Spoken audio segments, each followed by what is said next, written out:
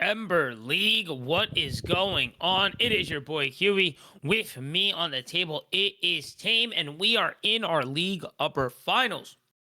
Jolly Roger Black Pearl versus XSV Cosmic. It is the battle to go to grand finals.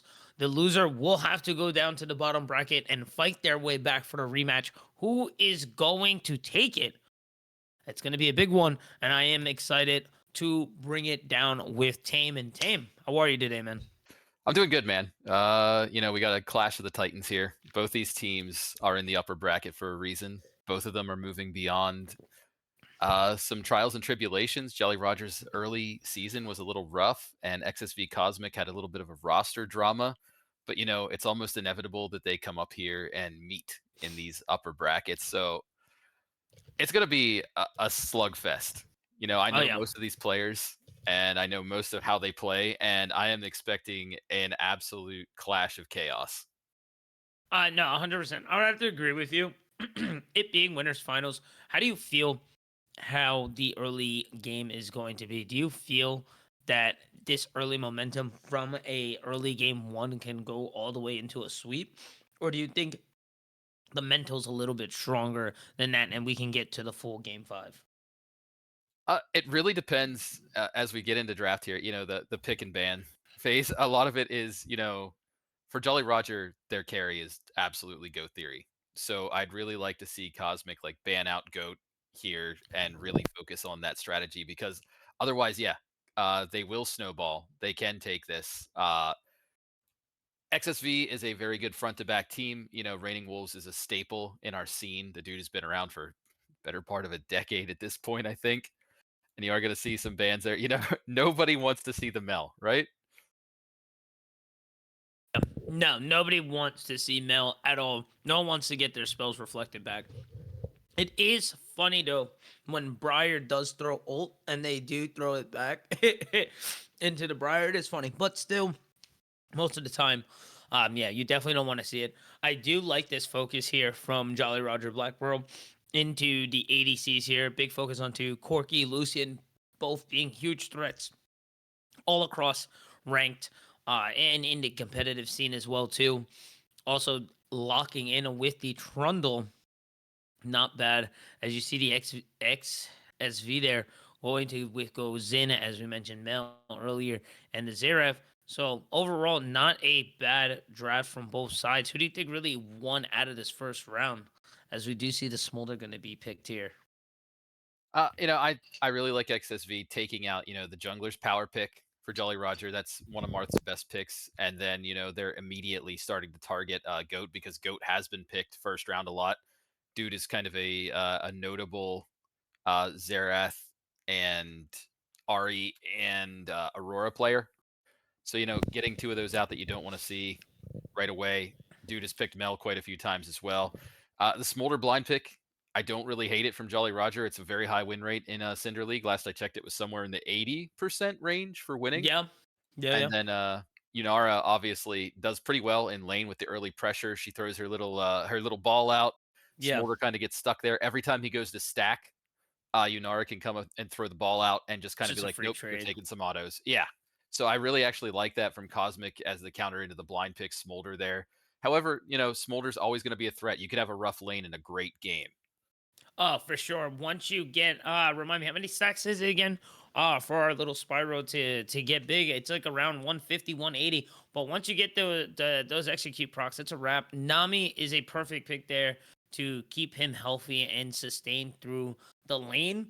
Is a little squishy, but you're Yeah, it's still a gonna overall it's as a long as squishy you lane. lane properly, it should be all right. And you're gonna see the Mundo be picked here for XSV for Cosmic here. So I think it's going to be headed towards the top side as we do see Nasus going to be picked here for Jolly Roger. So looks like both top laners just looking for that scaling and split push option later in the game. Yeah, I mean, Nasus is also one of his best picks. When my team played him, we personally kept the Nasus banned, so I'm actually excited to see how he can play it. Uh, Interesting. in terms of the Nami, yeah, she creates great peel for the Smolder, allows Oh him yeah. to get some space and stacking. Nasus can sit there and wither anybody that tries to get on the Smolder. It's 225 stacks is when he comes online, but Oh wow. there's breakpoints along the way. Like Right. 150, he's going to start doing some splash damage. There's things you want that are intrinsic to the character along the way. Braum really nullifies some of that splash damage, like I That's mentioned. true. And Yunara, quick auto attacker, can proc the Braum passive. You're gonna love to see that in the bot lane.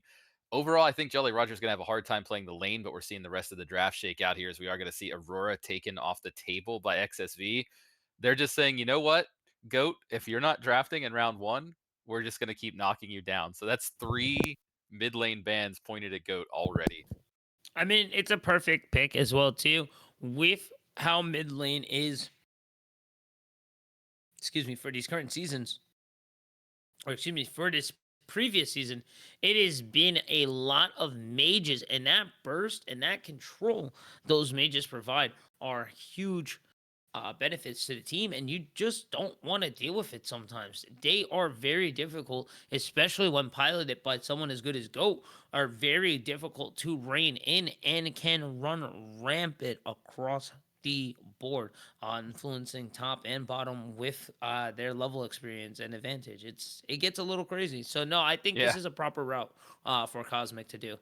And then they're just going to finish off with the RE2. So all 4 of the most common and best picks for GOAT have been taken off the table. Obviously, XSV has done their research. And then you look over the other side, Jolly Roger. They're taking out some top laners. Raining, like I mentioned, is a staple in this scene. Hmm. You kind of have to respect him. His Urgot is absolutely buck nasty. Cinder going to be locked in for XSV here, it looks like. And that's a great control staple. Pretty safe blind pick.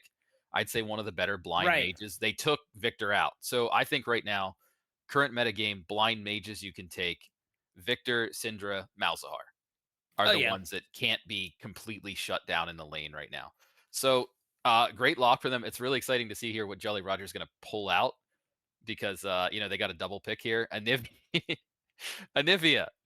Oh Really. boy. That does make it hard for Syndra to play the game. Anivia can sort of throw down her ult and always True. threaten with the wall. Anytime Syndra walks up to threaten a stun or threaten, even just a QW to harass, uh, it's incredibly hard to get off Syndra's R, the force of will, onto a champion like Anivia as well, because even if you feel threatened, you just wall and R and walk away as Anivia. No, I mean, okay, on paper that sounds fair. I don't know though. I see Syndra just gonna be able to kind of get enough movement speed to kind of bob and weave, get there, Yeah. weave their way through, and just become more of a threat and a hassle than what normally Anivia brings. I'd like to see what Anivia brings to the table overall. With the rest of the team composition, I kind of understand where Jolly Roger is going with it, so I think it's fine. I just think there's just a little bit of lack in that full burst. Frostbite is really good single target burst.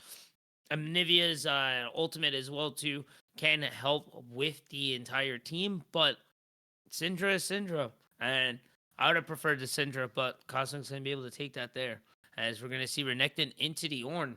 So where do you feel now that we have it fully locked in? How do you feel for this first draft?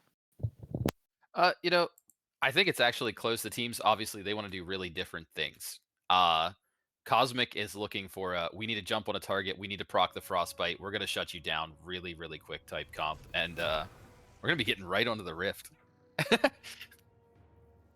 Sir, that's exactly how we do it out here. Big shout outs to our boy Last on productions here, doing this beautiful high production quality. It will be JRB, Jolly Roger on blue side, Cosmic on red. Blue side is a win side right now. And as we go and check, nothing really too far out of the ordinary, but it is going to be Nasus in the jungle here. So really just going to be using those withers for the CC as the gank as well. Yeah, we didn't get to talk about that at the end of the draft. Not what I expected. Honestly, seeing the Nasus in the jungle is a big flex. It's something they must have been practicing.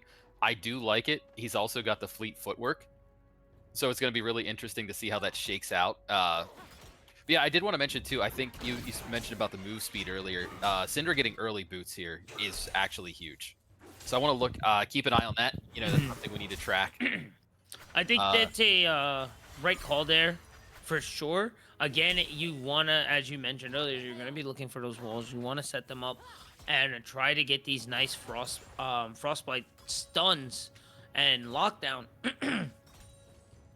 So I think it is proper to try to match for the movement speed there. As we're just gonna get into lane, it is gonna be a proper trade here. I do enjoy Cosmic's bot lane a little more, so I'm excited to see what they bring a little more. What they bring to the table. They will get the level 2 early advantage there, to be expected a little bit there, just because they have the advantage. As we do see a nice stun in mid lane. So far, everything's pretty even, as it should be. Top side, of course, going to have that little bit of a lead there as it does slide over. Looks like we're getting a quick replay here. Oh, we're getting the side. I love when we get to finals. Last rev always brings out these cool tools, man. Super nice, as we do see Cosmic going to ward there. Yukio going to have to take the ward there. Goat trying to trade a bat, or excuse me, Yukio trying to trade back there, as we do see the roam coming in. Oh, this is gonna look sick with the collision. Laz, what are you doing to me, bro? This is amazing, man. This is so cool. so we got, yeah, Braum in the bush, a really early roam, and he's going to decide discretion is the better part of Valor, even in the Freljord. Good little train there coming out of Yukio, but Syndra's mana cost, really brutal early. We're seeing that already. 60% mana gone. Top lane, we're getting a view right now. Renekton wants short little trades. You know, you don't want a long trade against Ornn where he can combo you, knock you into the wall. And those little trades become more and more important as the game goes on, because Ornn will just become a wall. As we're seeing Mundo, ooh. Oh, Mundo looking for the approach. I think got caught on a vision where I think they reacted a little too quickly there for his liking, as getting the information knowing Ricky is in the bot lane. I'm going to look for a trade there themselves. And I want to touch on that a little bit. I do like, you're definitely correct on Renekton just trying to get these trades, and they want to be getting these small trades in. You got to be super careful on the Ornn. Able to buy in lane as well, too. So going to rack up armor relatively quickly. Yeah, and I mean, Renekton, his combo is pretty binary. You can almost see it coming. You just watch his Fury bar and stuff. So as you get beefier, it becomes harder and harder for Ornn to really suffer in those trades. Really expect Ornn to go Sunfire, because you know Renekton wants to be in your face. Sunfire's not the greatest item right now. It's actually one of the lowest win rate items in the game, but I still think he's going to take it in this matchup. He goes for a little trade there. Nice trade there, but the minions are towards the side for Jolly Roger's top side. The bubble going to land for QST, as now they get split away. The stun going to land from the passive. The flash going to have to be used over the wall. I think I agree with Cosmic for not committing there, not really having the full information of where the rest of Jolly Roger was. But overall, I think that was definitely a plus for Cosmic. Yeah, I mean, Nami now has no escapability. That kind of makes First Dragon really, really hard for Nami's team, because if you want to make any kind of play, Smolder's, you know, obviously weak before stacks. Nami now has no ability to escape. The wave's going to naturally push here and sort of pressure them back against the tower. You know, and XSV is likely to start setting up for First Drake, as it just did now spawn. You can look, got mid lane Prio there as well, and Mundo is heading towards the pit. So look for some pressure onto this bot lane coming up that they're going to look to transition into the Drake. Top lane right now, probably not really relevant, and really wouldn't be surprised to just see the Nasus actually kind of give up the first Drake. You look at the farm here, we're seeing 37 to 29, like 2 full camp clear advantage for the Mundo. So it's going to be hard for him to really contest this. They're even taking the vision out now. And with the back here, if QST backs, ooh, that's almost like ceding the objective at this point. Yeah, no, especially with the time around you. I don't think they have spotted Mundo anywhere on any rogue wards, so you really have no idea that he is on pit right now. So this is wide open for the aggressive approach here, as you do see from a Braum. Yeah, I mean, why not? You got your big shield sticking out in front of you. You're powerful, you're strong, you're a big muscular man, and you see a little mermaid. You're like, I'm gonna fight this mermaid. Like, it's over. Yeah, for sure. No shot. As you can see now, and now they get the confirmation I have the Infernal Drake is the first Drake to be secured for Cosmic. I like the macro here from the side of Cosmic. I really agree with this play here. Also, Infernal, a great Drake to pick up. Yeah, I mean, you saw what I mentioned there too about the Unara unleashing the Arc of Judgment Oh, on yeah. Scooby down there. It makes it so hard to trade, and then you combine it with the slow from Braum. And I believe Smolder is at 43 stacks right now, which is actually not that bad considering like the lane state and the fact that he's down 13 CS. He's actually stacking decently well as we see another trade in the top lane. And now you're starting to see, you mentioned it a lot earlier, that trade damage not really going to fall as much as it is earlier. Yeah, and I was actually I was wrong. Ornn is actually building really intelligently here, picking up the Bramble Vest. I assume he's not going to finish that early. Like I said, Sunfire is the community has been a little bit salty about Sunfire lately. It's just not a great item, but you do see it a lot in these trade matchups. But he's actually building really intelligently, so I'd like to see that. But obviously, check out that CS lead in the top lane for Renekton as he does. Oh yeah. Bar. Honestly, it's only 300, and this is what's difficult. If it was any other character that Renekton was going into, I would consider the minion difference a little more. But with Ornn able to kind of just keep building armor and worst case scenario, just keep building cloths, it's not the end of the world because pretty much all the cloths run in build into anything that he needs and or wants for the game. Yeah, it's like the old cloth armor 5. Yeah, cloth 5, right? Cloth 5. Hey, You see in the top line. Amanda, gentleman. Yeah, fellow aficionado here that knows what's up. The true knowledge, the old magics, ancient magics. Like, so no, 100%. And honestly, anyone else, I definitely would agree with it. If Renekton was able to get a kill here, as we do see the trade coming in on the side of Cosmic, as now headed towards the top side. We do see Void's going to be secured here. And it doesn't look very good for Jolly Roger, as now Mundo getting his stonks, getting the health back up. The resurrection from Anivia, they couldn't get it. So Goat will not be able to find the first blood. And now Jolly Roger looking good, now starting to fall, as Nace is just trying to secure at least one. I think they're able to get one. So they do not get the full passive from the side of Cosmic, but still the macro is there, and the lead still falls to the side of Cosmic, as now it does spread to about an 800 gold lead, and it looks like Yu-Gi-Oh! Looking for a little more off Nasus, as they do take a few camps off of them in the jungle. Yeah, I mean, really, really good use of the health pool from Mundo there. He was down at about 200 health at one point, was just kind of dancing around the edge of that fight as we're backing off in the bot lane. Yeah, you know, both teams not wanting to give up the grubs there, and really nobody wants to give up the first blood. We were almost 10 minutes before we saw first blood, and so both teams were kind of dancing around that, and also Goat really getting out there, and here we go. Looks like we're gonna have a collapse. Here we go. Big knock up. The Glacial Fissure going to land, forcing Scooby to flash. Now Scooby trying to find a response there, but unfortunately not going to get much after the Tide Wave, or the Tide Caller launches the wave. But they will be able to sustain. Everybody popped everything, but it was truly much ado about nothing. Braum is quite low here, and you know, taking that Achu from the Smolder there, it feels really bad. Waving's getting minion blocked so bad. It really feels bad to push when you have like this huge wave, and your health bar is so low, and your R is down, and all your tools are gone, and your ADC has no mana. But you know, they are going to crash the wave. Look to back here. Obviously, QST is going to, you know, chase, throw a cheeky little bubble. Why not, right? Oh yeah, for sure. Now they're actually going to back off of this here. Nice pick here. Oh, the splash damage coming in. Mom also good block plus the flash. The door shield going to be more than enough to keep Braum alive as we head over to the top side.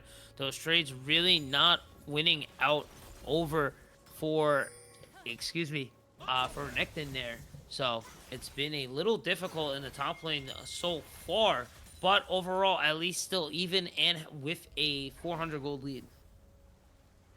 Yeah, I mean, Braum really needs to get out of lane here. Like, Oh they, yeah. even if they lose some plates, they really need to back and reset. This is looking more and more dire by the second, and you know they have a 23 CS lead. They're playing this beautifully. Like, don't make it sound like I'm disparaging them or anything, but in this particular instance, like they got to be hurting for the back. As you know, they're gonna roam, get some vision and everything. And the second Drake, it's gonna be really, really hard for XSV to contest this. I think this just straight goes to Jolly Roger. I would really think they take the wave and just take the back here, especially with Goat roaming down.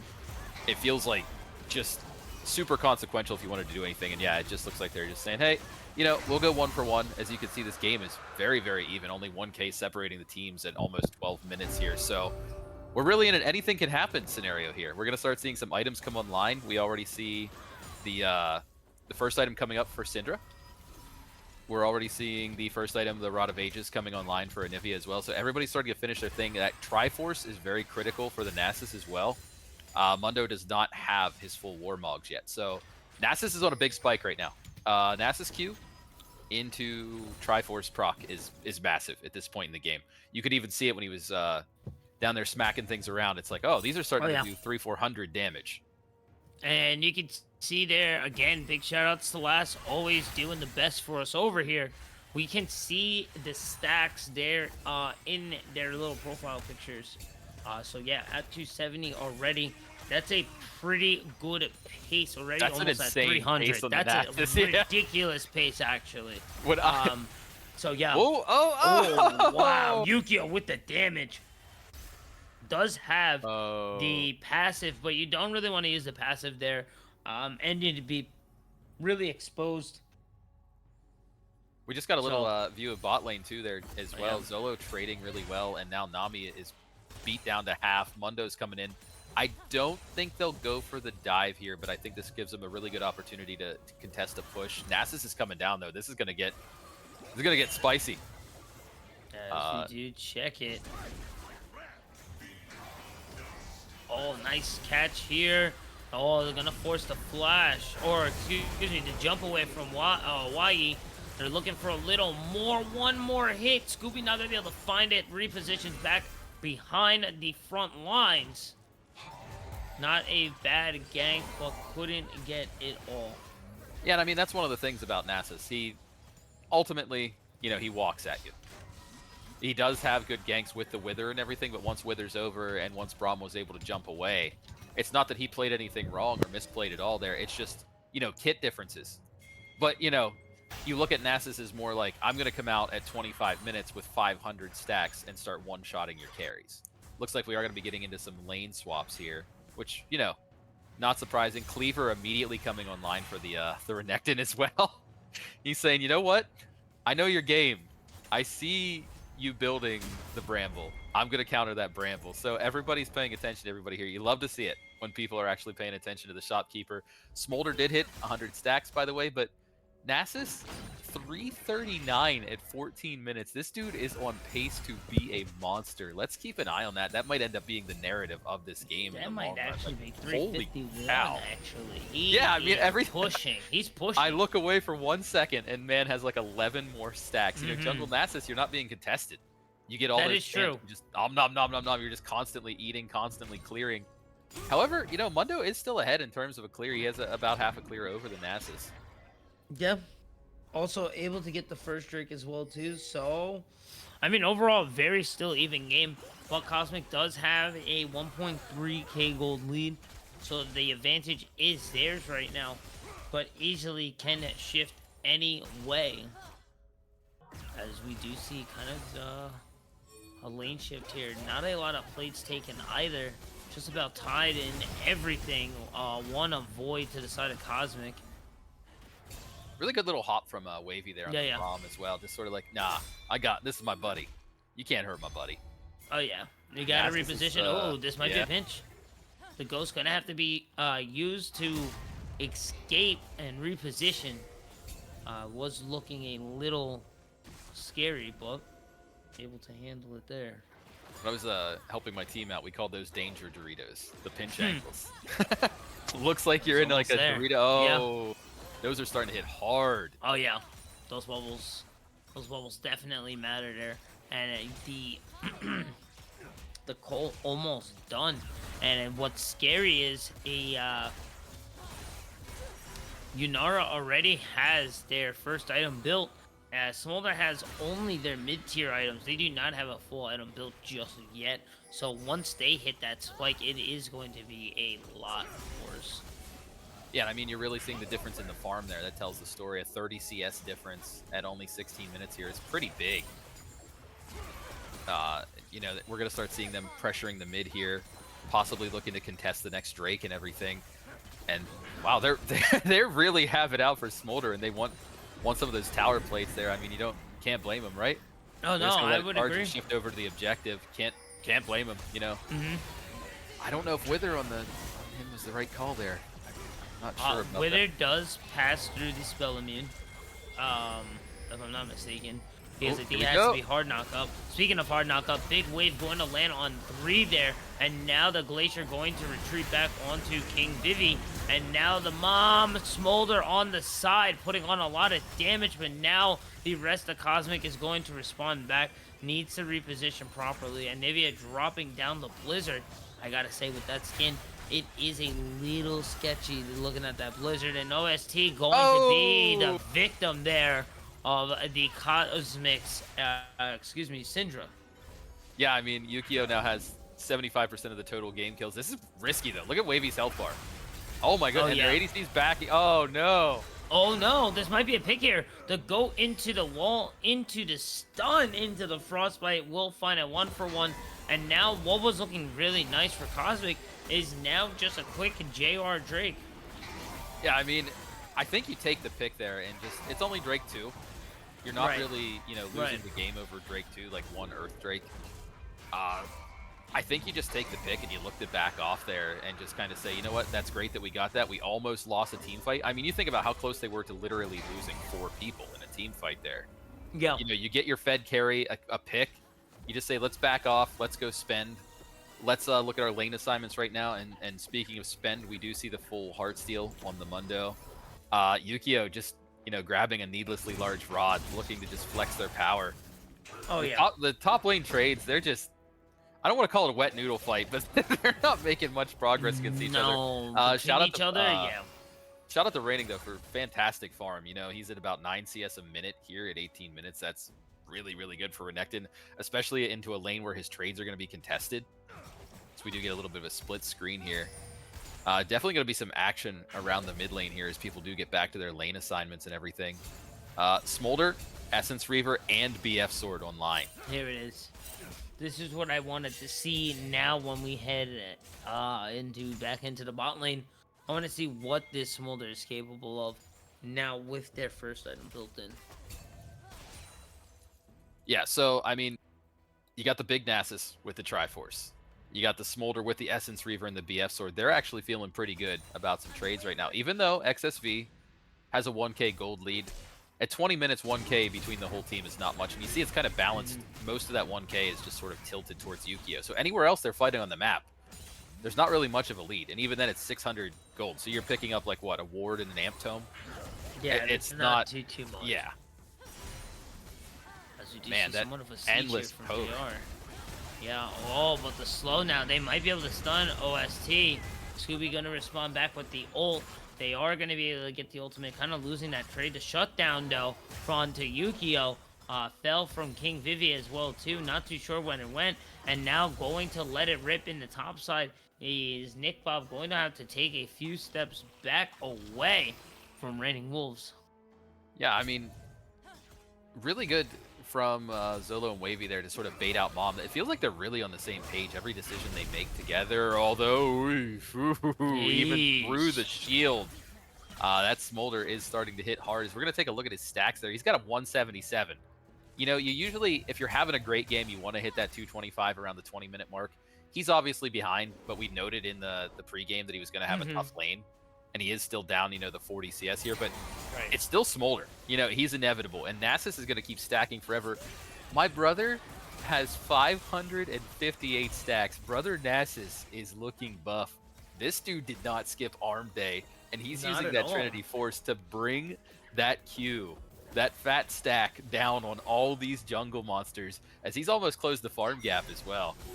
If Nasus gets a hold of anybody at this point, even a tank, he's going to be bonking. Like, the Right. stocks are up for bonk right now. He did find Yukio a little earlier too. Yeah. While they were mid lane roaming, and I don't think a lot of people really noticed it. So it is very scary.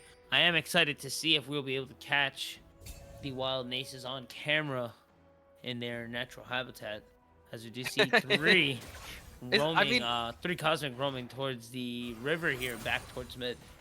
Yeah, I feel like his natural habitation would actually be like the top lane, right? Like hitting true. a tower. Right. I think living near a tower, like Nasus would buy an apartment near. Oh, goodbye.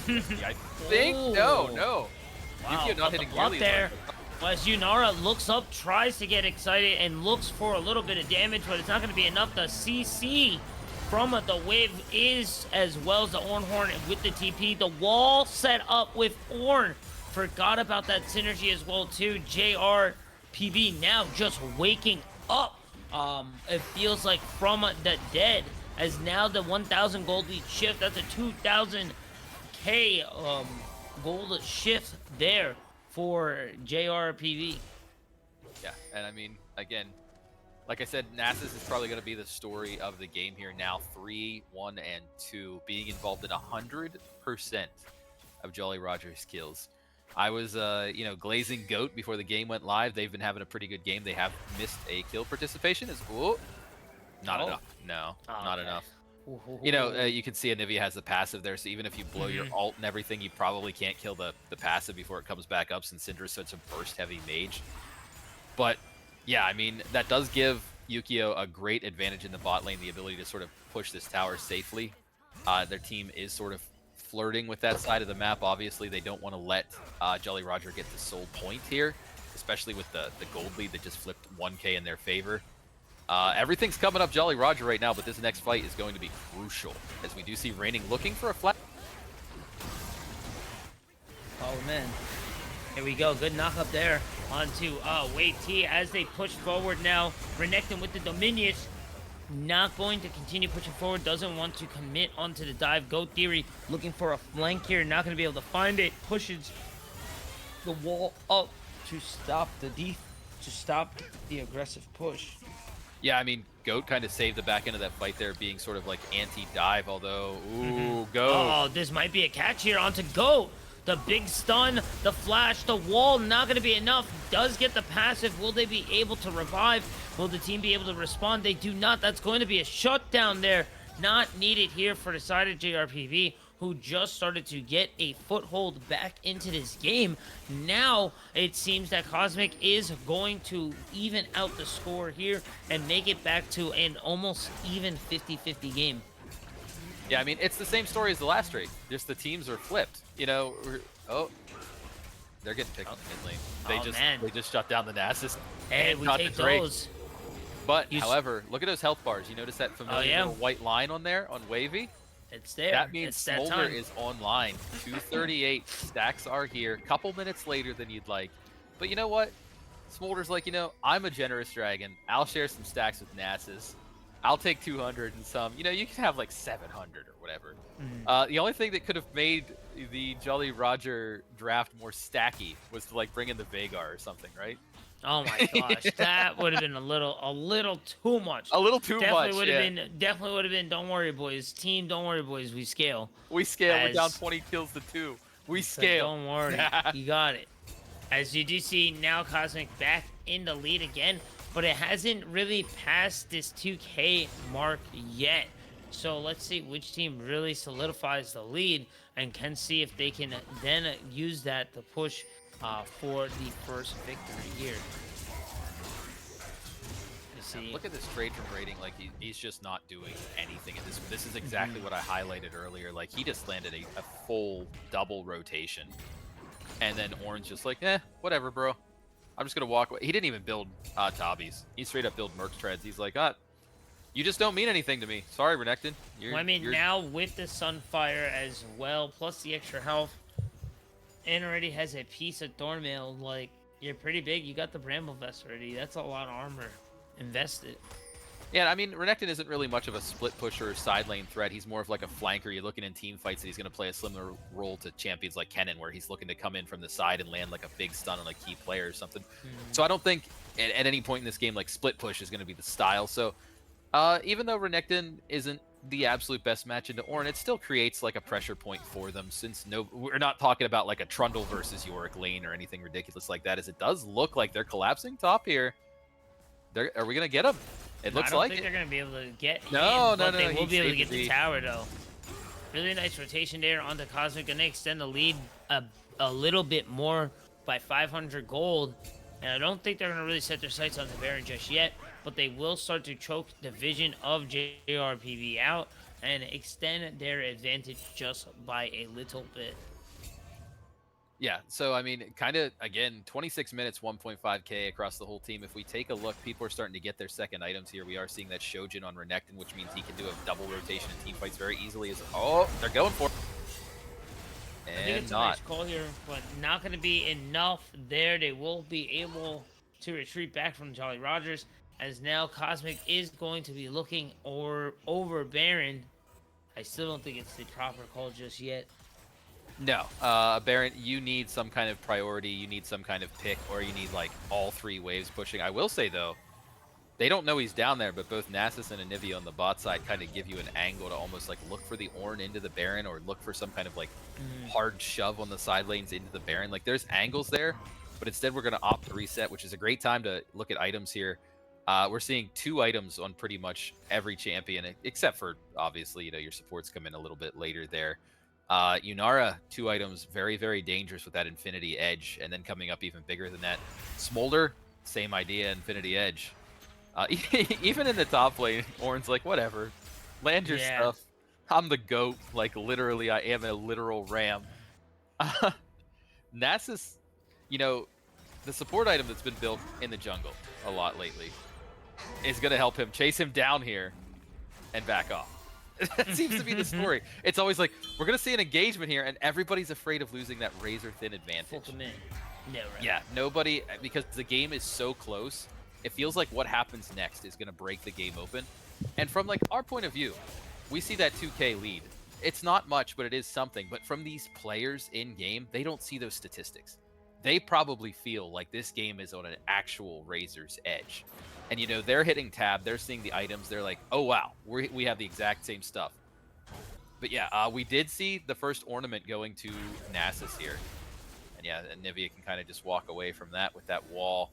But yeah, first ornament going to Nasus, not really surprised. Let's take a look at the stacks as we get a casual 729, Huey. Wild. On the Nasus. Actually wild work. And like you mentioned earlier, it doesn't really matter per se for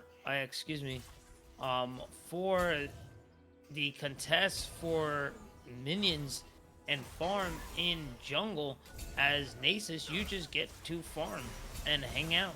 And yeah, you definitely can see King has definitely been getting those numbers up. Ooh. As we do see the rotate coming in danger here. It's going to be the full 5. The wall pushed up. Not going to be a forced pick there. Going to just keep him away out of that choke point. They have to kind of respect this, though. I don't think this is good for Jolly Roger here, even with the TP. I don't think so. I don't think this is their choke point right now. Reining's looking for that flank. Like I said, he's always looking for that angle. QST, you know, really got beat up pretty early. Even the Raptors are like, you know what? Get out of my choke point. We said, Caster said you're not allowed here. We're the spies. Ooh, look at that Achu from Smolder. Did you see that? Like 10% of the entire team's health. Here we go. All right, Orhorn going to go. The knock up onto Braum. Yi very close. The execute procs are starting to fall, as now we do see Nami coming in, but now Reining with the Dominius, also with the flash forward as well too. Nice sustain and AoE consistent damage going through, and escape as well too, to make it a even or a fair 1 for 0 trade here, as Zello is on the flank. Rocky pushing forward, gonna flash on to Scooby, trying to wrap it up, but unfortunately not going to finish him there. The wall might be a huge punish here, as now King Vivi chasing down as well too. We see the damage from the Q, but it's not going to be enough to pull through, as now we see Go Theory trying to finish up what Look at these King health Vivi bars. started. Oh my God, It's a look at really these thin health there. bars. And now Yuki's going in. The shutdown going to fall onto the side of Go Theory, but now Go Theory also going to be the victim of avarice, as they went and get a 1-for-1 trade and now made it an even 4-for-2 trade. Just like they're so at each other's throats. These fights are on an actual like razor's edge. This game, it's like you're watching them. People are having 200 health and they're like, no, I'm still in the fight. Just give me a second for my abilities. I'm getting back in there, and they will go to Soul Point ostensibly off of this. Yeah, nobody's going to contest them. There's nobody to contest them. And really, every decision you make in League leads to an outcome. And losing, 60% of the health before the fight even began there on QST actually kind of echoes the sentiment of what went down in that fight. So it led to XSV being able to be a little bit more aggressive in that choke. Like we said, this isn't your choke right now. And then Jolly Roger's like, no, we're still going to contest. We have to, right? Because anytime you don't contest, they're just going to go take the Baron. At this point in the game, the Drake's coming up, the Baron's coming up. Even if you split the objectives, that's not really good for Jolly Roger right now. So they felt forced to fight. The Ornhorn got eaten by the Braum shield. So when he actually threw that out, it just stopped the ult dead in its tracks. So they didn't get the full knockup. At that point, I think you want to disengage, but the health bars were so low on XSV that it's like, no, we have to commit to this. We at least get a couple kills here. Maybe we can look for a pick into Baron or something, look at their health bars. But XSV has been so phenomenal with playing with those health bars, like within a heartbeat of death. Yeah, no. I think what helps them and keep them afloat and kind of get away with it is the Earth Drake stacking as well too, giving them that little bit of extra defenses. Now they are looking pretty setting up and sitting at Soul Point. So I think really we're just gonna get a passive attack here, not too much, just enough to keep the lanes proper, and then just go crazy for this Soul. You said passive, and I agree with you. That is the kind of game state you want right now, but we can't forget that King Vivi is now at 800 stacks. That's true. So if you play passive, I mean, you're seeing Smolder is at 330 stacks. Dude is an absolute monster as well. Straight monster. Yeah. So if you do go for that passive things, Jolly Roger can kind of just be like, yeah, whatever, we'll fight you later. We'll go ahead and stack up. So they're almost happy to sort of wait for that game state. And I'm thinking that that's a big reason why XSV hasn't really even tried to contest a Baron. Look at that health. Look at the health of that. Oh my God. Look at that thing. That's a kill. That thing could be knocked over by a level 1 Annie with the flu sneezing on it. Oh, not at this state. Not at this state. Not at this state. It's got all those crystals. It'll live. So if the minions aren't there, it'll keep the defenses. Oh yeah. I meant like if any champion even just like. Oh yeah, 100%. Yeah. Anyone? No, she's gonna get bopped. Oh, enemy spotted. There's a clutch ward there. Yeah, I was gonna say that ward is actually really clutch for Jolly Roger there. They would have had them a good pinch. That would have been a little gross there. Now trying to respond here. 2 minutes left here for Soul. I wonder how Cosmic responds here if they decide to not go for it. Maybe go for a Baron here. Go Theory trying to pinch out Wolves. Almost getting it there too with the wall, but not. I mean, the Dominus being down on Renekton is actually kind of huge. If you look at it, it's about a minute cooldown at this point in the game. Having that he can't flank with any form of safety is really big, especially with Renekton is not a tank. He's a solid bruiser fighter. He's not like Shen in there just taking 50 hits. Oh my goodness! Oh, here we go. Putting it out, going to have to force the Dominions out, and it's not going to be enough. The shutdown going to fall onto Wei Yi. Remember how I told you about how losing that cooldown is actually really huge? It turns out it's actually really huge. Yeah, oh yeah. When you don't have that, and you Ginormous desperately need that, and you're trying to play flank. Again, I compared his role in a team fight to Kennen. Imagine, you're Kennen, you don't have your R, and you're still looking for a flank. You're just not finding anything. So, that's actually really big for him. They're going to be looking for a reset here as we're seeing Goat already have 3 items. He has the Malignant, so he can be throwing down the Glacial Storm like every 2.53 seconds after it ends. Those fully formed storms are going to make everything from Anivia crit onto you. Smolder, now with an ornament as well. Interesting that they haven't given one to Goat yet, which, Goat is the primary carry for this team, but they're prioritizing the stacking champions, so you love to see that. On the other side, Yunara, 3 items, has tank slaying items. Syndra, just leaning into that burst with even burstier items. Getting that Shadow Flame, saying, I need to finish off my targets. I can't let them get away. 3 items as well on the Renekton, opting for the Death's Dance, so not pure damage, but really tanky and survivable. Drake is up. This is big. This is where the game is made. As you see, YT, YEV. I like how poor Wavy has like 85 names. Wavy has it's just the man of many names. I am squinting right now. Man, it has been a very, very long one here. As you see JR going to match it here. Honestly, surprised to not see Cosmic go for, didn't go for Baron here. With the 4K gold lead, now it seems like they're going to try to go for a late rotation here. But I think this is more of a bit of a scramble, and they don't want to get caught out here by Nick Bob. Speaking of, the Ornhorn is here, is going to find a knockup on, force the flash away from Yunara, but the Wither coming in, the big man with the stick, forcing the barrier, just needs one more Q's, going to get it with the Nami and the Dragon combo of the ultimate here. The dive is possible with the lot of sustain, the damage as well too. They have the executes as well. That's going to be 3 falling, as now they're going to find a revive on Goat Theory as he just forced the 2 back. They're not going to be even Goat actually got away. Passive insanity there. The bubble going to catch the clunk into the stack. See ya later. Team, don't worry, boys. We scale. It is late game, and boy, we scaling.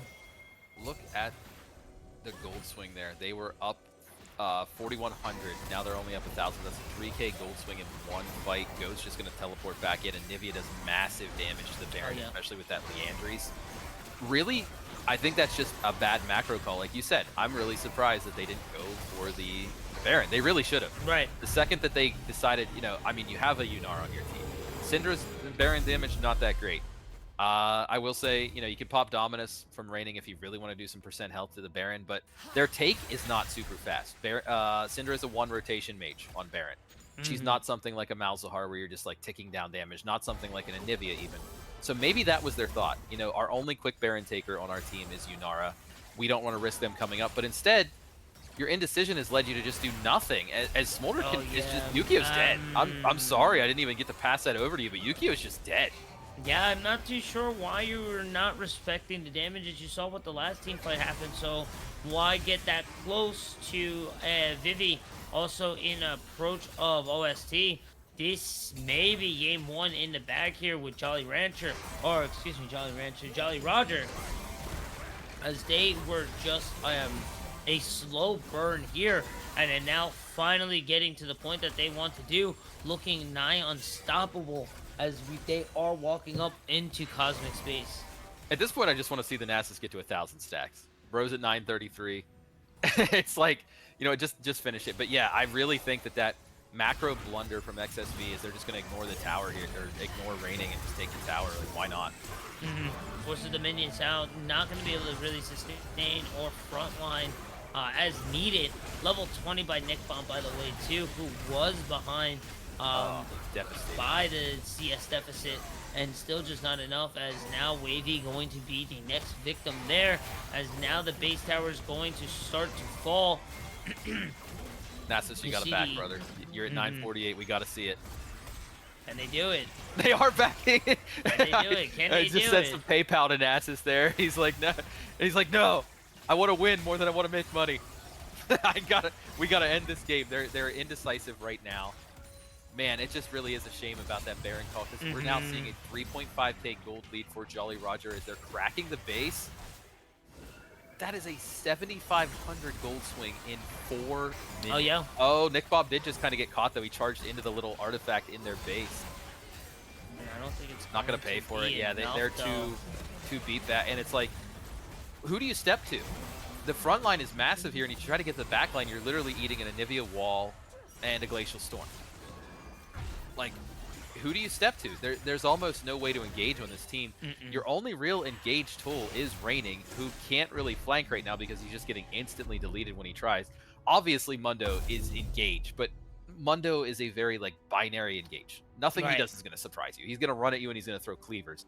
They don't have anything like the Ornn on their team. They don't have a backup engage like a Shen. They don't have a Galio with a heroic entrance.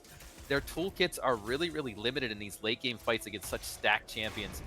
Like literally stacked champions. We're gonna see Smolder approaching 400. And now it's a race. It's like, are we gonna see Nasus hit 1,000 or Smolder hit 400? I'm not too sure. Oh, Ooh. this might be what they want, but no, it's not. King Vivi just going to take a step back here, as we only have a few seconds left for the next Drake to come down. As now the Drake is summoned here. They're gonna have to try. I mean, it's soul point for both teams. Like, you know, Jolly Roger, if you don't Hail Mary, they're not gonna make it in time. But you're kind of just Earth. I'm sorry, but like Earth Shield, they're way late on this. Mountain Drake is confirmed, and now in a terrible position here. The Ornhorn going to hit about 3, looking to try to get into the back line, but they can't not. And now the CC going to fall, and now Smolder picking up 2 already. Raining Wolves finally trying to get onto the back line, but the front line is already gone. That's going to be 4. Looking for the ace here on the Yukio. The Withers slowing them down, forcing them to go golden, but it's going not to be enough. That's the 1134 Q on the Syndra. 1134. There it is. You got your wish, 1,005, and that's the game. I can't see Smolder's stacks right now because he's dead. But, you know, if you made 400 as well... Oh, my God. He's 3-shotting towers. Oh, yeah. This guy is Godzilla. Disgusting, Look when he hits the Nexus. Oh, my God. Oh, we're going to see XSV fall here as Jolly Roger takes game 1 after picking up 3 of those Drakes. A really sad macro decision there from XSV. Kind of tossing this one out the window there. How do you feel about the end of this one yourself? Not too bad overall. I felt like it was a slow burn, like we mentioned a little earlier, coming from Jolly Roger. And really they were able to kind of weather the storm. They weren't able to get too far behind. It was even for the most part. And when they were able to finally find their opening to flip the script, they completely flipped the script, took full advantage, and never looked back. Yeah, I mean, look at the damage charts here. That's crazy how much that Yukio was trying to carry this one. Yeah, no, it was definitely in the realms of possibility, but it kind of just slipped out of their hands towards the late game. So I hope they can get to the drawing board and bring something up new for this game too, coming soon. Yeah, I mean, I want to see them come back. This is Fearless, Oh so yeah. every draft matters. That was a very great scaling comp, but you know, maybe that's what they've been practicing all week. Maybe that's what they've been, you know, really throwing all their eggs into one basket. Maybe that's their trump card that they just played in the first game. So as long as the mental is there, XSV can come back, draft.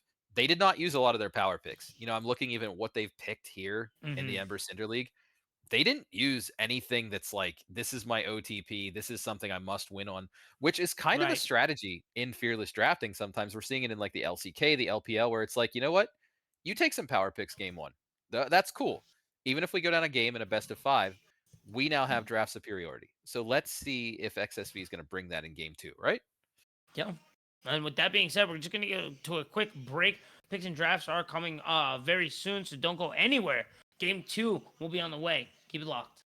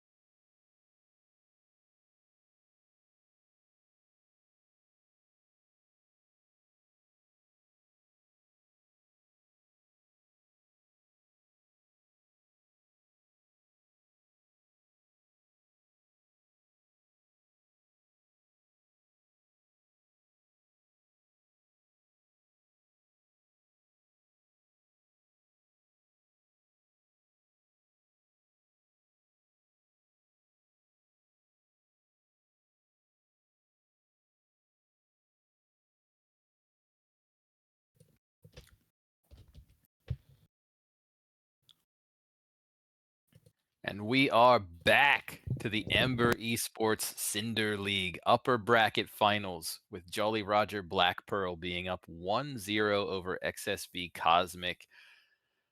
Back here with Huey again for another banger of a game. That game, even with all those gold swings, only ended up about 5K gold different at the very end. Both teams had a hard fought battle, both teams skirmishing and not wanting to commit to fights. So let's see what happens with the second draft as XSV Cosmic will be looking to punch back in this series. I'm really thinking that they're going to try to do something that has more engage this time. I think they're going to learn from their mistakes and sort of see, hey, we didn't have anything that could really get in there. Jolly Roger Black Pearl is going to take out the Corky, which makes sense. XSV, the Sinjao, again. We're taking out some power picks as the bans here, which you can do more freely in Fearless. As we all know, being an OTP punishes you a little bit more here. Oh yeah. Uh, Huey, what do you think about this draft? I think XSV is going for more engaged. Do you have any predictions about this one? I mean, honestly, I think the Naces was a little bit of a sleeper pick last game. Coming up with that Max Wither really just shutting everyone down, add the Braum as well too. And really just did a great performance. So honestly, it's gonna be a little hard to kind of ban out Jolly Roger here. And so I'm not too sure which way Cosmic is going to go. But I think another lying or a huge factor that was kind of showing from last game was really there was no front line. Renekton was a good skirmish fighter, but if you're gonna have damage up top, you're gonna have to need some kind of front line somewhere, whether it be in the mid lane or or in the jungle or in support. So with Yeah, I that mean, being and we're said, saying that as they had a Mundo, but there was so much right, HP burn and stuff between like the Leandries, the hmm Smolder, and everything. Mundo isn't really. He's a brick, but exactly, he's not necessarily a threatening front line like an Ornn would be that the other team picked up. We're going to see the Ari locked in, just completely blind. Like I mentioned before, you do not want Goat on Ari. You do not want Goat on Aurora. And XSV, took the Sinjao ban there and said, we don't want to see this at all. Jolly Roger says, fine, we're not going to eat 4 mid bans this game. We're getting a power pick. We don't care right. what you do, as XSV is going to come back with the Lucian, which, interesting because Huey, both Braum and Nami are off the table. And we're Right. first pick blind picking Lucian. Not truly blind, but for the lane, Right. it's blind. So let's see if they want to pair that with something. No, they're going to grab their Hui. I was going to say probably better to just match mid. Hui does outrange Ari. However, if he gets hit by one charm, it's lights out for our favorite painter in the mid in lane. in Like, theory, in theory, you really shouldn't be in charm range, correct. But unless Goat she is a gets aggressive. fantastic mid laner. Right. Right. But with that being said, I do like the Hui pick. I think the Lucian was a little early, but I I don't agree. know where I would have went there instead. I think my first pick would have just matched. I would have matched with the Hui. I think I would have maybe went with support here Yeah. over the ADC. Mid support or mid jungle probably in Right. that case Right, if right, it right. were me. But we also don't hear their comps. Or it could be 100%. some extreme comfort picks. Ashe Seraphine is a tough lane for Lucian to play in because anytime he wants to engage or move forward, you're just going to be eating the Seraphine bind when she has her notes stacked up. Ashe can just W and say, I'm out of here. Even the passive on her just auto attacks can just peace out. So really hard lane for Lucian, depending on what his support is here. Milio, they're just opting. They're like, you know what? You go that way. We're going the disengage route. Lucian dash is now going to be used as a way to get away. Milio now has the bonfire to get away and the bubble buddy to just sort of push you away. They're saying, you know what? We scale with a question mark after it. Kinda, for the most part. Yeah. Milio does replace Nami quite well. Yes. Is it as good as Nami? I don't think so, but it is a good replacement. It As is a we good do replacement, see but the it doesn't Seraphine interact Ash. with his double attack passive quite as well Hmm. as the Right. Nami and Braum do. The healing definitely is a great factor. Being able to break the CC, for sure. But not getting that little bit of a damage boost could be a little bit of a hindrance. As we do see the Seraphine and Ash getting picked up here, I do like this pick here for a Jolly Roger, but I'm not too sure. Really, Ash really relying on the volley, and there's a little more utility. I would have liked to see, I guess, a little more aggression in the bot lane, but it's not bad. It's not the end of the world. No, neither draft that we've seen so far is anything close to what I would consider bad. I'm not surprised to see the Pantheon gone. Last I checked, the jungler of Jolly Roger has something like 1.2 million Pantheon mastery, if I remember right. I have personally been on the receiving end of getting absolutely spear slapped by by that Pantheon. So Oh yeah. not surprised to see the bans here. Shen, I think is actually a great ban too from XSV. It stops them from flexing it. It also stops them from having a really good collapse onto the Ari, onto the Seraphine and everything. So like Shen is not now peeling anybody. XSV picking up the Amumu here, I do like it because it can be used as both engage or disengage. They have a lot of tools in their kit, like, obviously Lucian with the piercing light can charge forward, with the calling can charge forward. Hui has a lot of tools to look forward, and his ult obviously erupts into that big explosion. Amumu can synergize that with his, but also on the other side of that, XSV is fairly mobile with the Milio, and even their champions that aren't mobile, like the Amumu, can say, I'm going to press R and walk away from this fight if we don't want it. Nocturne, however, grabbed from Jolly Roger, just says, I'm going to wait for you to use your tools, or I'm going to wait until somebody's isolated and just jump on them. Nocturne is a very strong pickup for Jolly Roger here. I actually think that's tough for XSV to play. Nocturne can take out Lucian pretty easily, take out Hui pretty easily, can take out Milio pretty easily, and even later game dueling, obviously a Nocturne out duels and a Mumu, as they are going to go ahead and pick up the Cho'Gath here. Jolly Roger's like, you know what? You're gonna have to face it. We're addicted to stacks. I just can't. Hey, I just yeah, I can't mean, quit you. I need if it stacks ain't on my broke, team. don't fix it, right? And I honestly, mentioned the Vagar. Is he I gonna come like out in game this. 3? We might They see him. just can't We stop might. stacking. I like this though. Yeah, I saw the Amumu pick and I was like, "Oh, this is a great pick for for Cosmic." And then I saw the Nocturne pick and I was like, "Oh, this is a fantastic pick for Nocturne." You see the Lucian, you see the Hui, you see the Emilio. You have three choices. Honestly, you could jump the set with Cho'Gath. Maybe spell break. The haymaker might be a little sketchy. Might be a little sketchy for Yeah, the I was gonna set. say your timing would But have to be great. 3 out of 5, 3 out of 5, fantastic. You know what I'm saying? That's not bad at all. Just setting the paranoia as well too, is huge. And with that being said, game 2 is going to be on the way. I love these new system, so cool. Again, big shout out to Last I feel for like yeah, I'm, everything. I'm flying around the rift here. Oh yeah, Like it's I'm so I'm cool. taking a grand We're tour here. myself. Imagine this Grand in tour, VR. grand tour. This would be Right? really cool in VR.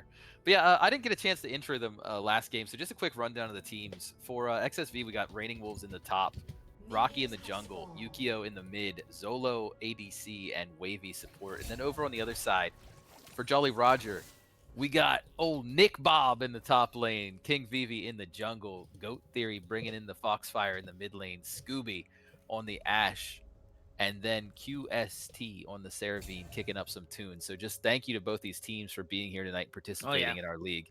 And congrats. Yeah, It's for not making upper a bracket right. finals. It is not a easy task to be where these teams are tonight. So this is the battle of the greats right now. And like we mentioned a little earlier, we said, will the momentum matter? You gotta be feeling pretty good from the side of Jolly Rancher. On the other hand, Cosmic, you gotta be feeling a little low on that. Granted, champions are the ones who know how to handle loss well. Either way, you still have to deal with said loss. You know, how do you feel with how the first game went? Do you think the momentum is really going to be a factor? I think XSV, if any team in here can bounce back from it, Right. get traded top lane. But I think if any team, because they've got so many veterans, and you're seeing just Ash just get absolutely poke maxed out of the lane right there. But they have a lot of veterans. They have a really stoic presence. I've talked to some of these guys. I've even played with Raining personally before. And I know that they're mental. They're not in there flaming each other or anything like that. They're focusing up. They're thinking about what they want to do with the next game. And there's also a sense of levity too, because my hot take is that no matter what happens in this series, the finals are going to be a rematch of this. That might be a spicy one, but that's just how I feel right now. As we are going for the early game split screen, as we're having trades all around the map. So thank you, Last, for giving us that. You know, it's really the Cho'Gath set match is really down to the Haymaker versus the Rupture. If Cho'Gath lands the Rupture and then he can E and hit you a couple times, Set will lose a trade. If Set can stack up some grit and land a Haymaker, he wins the trade. I know that sounds like a very basic analysis, but it really does boil down to that. I mean, that's all it is, honestly, on the top side. Just a very gentleman's game. Looking into the bot side here, you see the pressure being applied from Wavy and Zolo, and this is what I was a little concerned for Scooby here, was with the Ashe just not being really a powerhouse pick, being used more for, her utility. I think, or I feel honestly, it's not the best pick here for Scooby, and I'm just concerned what may happen as we do see a gank coming in, though. King Vivi is also going to respond as well. It was looking good for red side, but it's just going to be a reset on both ends here. Yeah, you're really seeing the disengage power from the Milio there. And it's not even really hard to land the Bubble Buddy, right? Oh, wow. Cho'Gath dipping out the side. Oh no.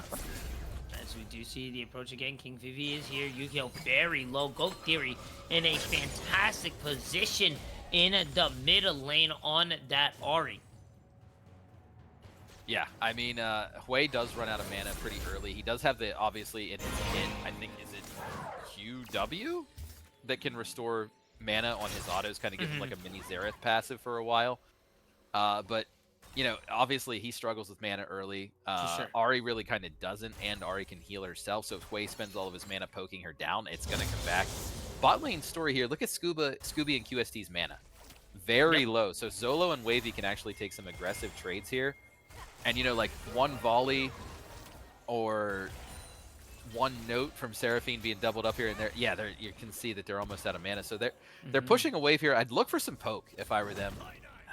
I really kind of wish they poked them off this wave while they have no mana. I mean, they have a pretty substantial lead here now. I don't think they really want to risk it. Have King Vivi show up. They don't have any real information on him just yet. So I think they just want to go back and see Lucien grabbing his Sheen there for the first item. And it seems that Mumu going for damage instead of health here. Yeah, it'll be interesting to see if he goes Liandry into tank or, like, you know, Liandry into damage. But obviously, you know, you brilled Liandry or a Blackfire, and you're obviously going for the early game damage. Mumu can clear incredibly quickly with a Blackfire, but makes it very spooky. That big, Careful, big slam coming in, gonna dodge the Haymaker. Nick Bob almost went home crying to his mama. And it's gonna evade that Haymaker there. What is Cho'Gath's mama? If you go home crying to your mom, I don't know. like, it's just some awe in outer space. Like, I'm so disappointed in you. I don't want. The Cho'Gath is big enough, so I definitely don't want to see where he came from, where he stemmed from. Yeah. Like, Mom, I got fired. Oh my God, the burn! Big damage there. Solo just gonna push forward there, and that's gonna be first blood there. Wavy gonna get the little emote there, but King Vivi now with the response. The fear going to pop in. It looks like it's gonna be a clean 1-for-1. The utility and the volley coming in. That's gonna be the double kill as well too. Rocky trying to come in for the support, but the volleys are just letting it rip. And Scooby making me eat my words as he finds a power play triple kill. I remember saying in the draft how strong of a power pick that Nocturne was there, and being able to fear twice in one fight is so devastating against them. And, like, you know, they had to pop the Bubble Buddy from Emilio really, really early to disengage, and then when they didn't have that tool, and then Emilio was dead, it's such a shame that they couldn't just get out. But, you know, if you look down there, XSV even had a control ward, so you know that they know that Nocturne is away, and they're like, we got to close out this play. And now QSD is sort of free to roam a little bit here, create a little bit of pressure for the play. Probably not going to get anything out of it, but it's good to just like let them know you're there. Right. So now we're going to see a Nocturne with 3 assists. He's already got the Tunneler. He's got a longsword now. He's got even a little bit of tankiness. The Ruby Crystal's great value early game. Actually underrated item. Like, I know it's just flat health, but man, when you're trading early game, a Ruby Crystal makes a big difference. The thing helps for everything. Helps for AP, AD, just an overall good pickup there. Plus the Tunneler as well too. As you do see a bigger tree coming down with the Tiamat now in Raining Wolves' pocket. But we're starting to see some of that bulkiness, something of what happened again last game between Nick Bob and Raining Wolves, where that damage just kind of falls a little flat here. Yeah, if I was Cho, I wouldn't be too sad about the set having the team up, because now he's forced to push. And Cho's passive is one of the best passives in the game. He can kind of just, anytime he gets low, he can say, you know what? Just cool. I'm just going to sit there and do a minion backline or whatever and recover a third of my health. And with the Doran, he does get mana back as well. Oh, here he goes. It is. Big Paranoia. Nice rupture as well, too. Gonna find the catch. The suplex going to land onto Nick Bob, but that's going to be an easy pick up. Goat Theory also on the rotate as well, too. So I don't think there was really any way for him to get away from them, as we do see a down B land on from QST. Which doesn't have to get the passive up with Ashe, so a little bit of synergy there between the both of them. As we see Neo Sword in pocket too, as well of Scoobies. Really good play there as well from Jolly Roger, because I was watching the Sometimers there, and Raining Wolf's flash was about 10 seconds off of coming back and died. So I mean, they really got it. Split gonna happen here. Scooby trying to find a way out, but unfortunately not going to. Instead of making it a 2-for-0 play, it will be a 1-for-0. But that shutdown gonna be pretty well for the side of Cosmic. Yeah, I mean, you love to see it, because now we get a closer game. We are seeing almost 1,000 gold lead at 9 minutes, just flipped from the sides from last game. Taking a look here, people are usually about half an item in at 10 minutes. Sometimes if you're really fed, like Ashe is going to be picking up a full item here soon, obviously, and even has that call as well, which is a little bit scary. I know Ashe is kind of a utility pick, but she starts getting some items and she's just like, it's like a little needle poking your team to death. It can be devastating. It can. Biggest lead right now is the Nocturne with an almost 1,000. Right, so that is the gold here we go. lead there. Paranoia going to be inflicted across the map, and we did have the camera onto Raining Wolves, who was getting a little aggressive there. They did force it, and the Paranoia forced a little bit of hesitation there, as then the flash as well going to be popped there as well. As long as Nick Bob is communicating that flash with his team, that kind of puts that dead rights for the next couple minutes, because without the flash to get out and the way that he's been pushing, and remember, I noted the Tiamat, he can't not push. Even incidentally, when he punches a minion, it's going to hit you. Sometimes 4 minions in 1 punch. In this case, you do not want to be one punch man. Yukio! Uh-oh! Yukio going to get caught there. The TP, that was definitely not a safe play there. And now, JR just kind of running away with this game. A 2K gold lead already at 11 minutes. We didn't really see gold lead until around the 15-20 minute mark. So now let's see what Jolly Rogers can do with this, as we do see it's just going to be a non-commit Drake, but the Enchanted Ice Arrow going to land onto Zolo, but a non-commit response back from JR. They got the Drake. I think they were fine with that. Yeah, I mean, and also we're going to see an Infernal Rift here, which I think favors both teams. They have a lot of ways to proc down a lot of use that they can get out of it.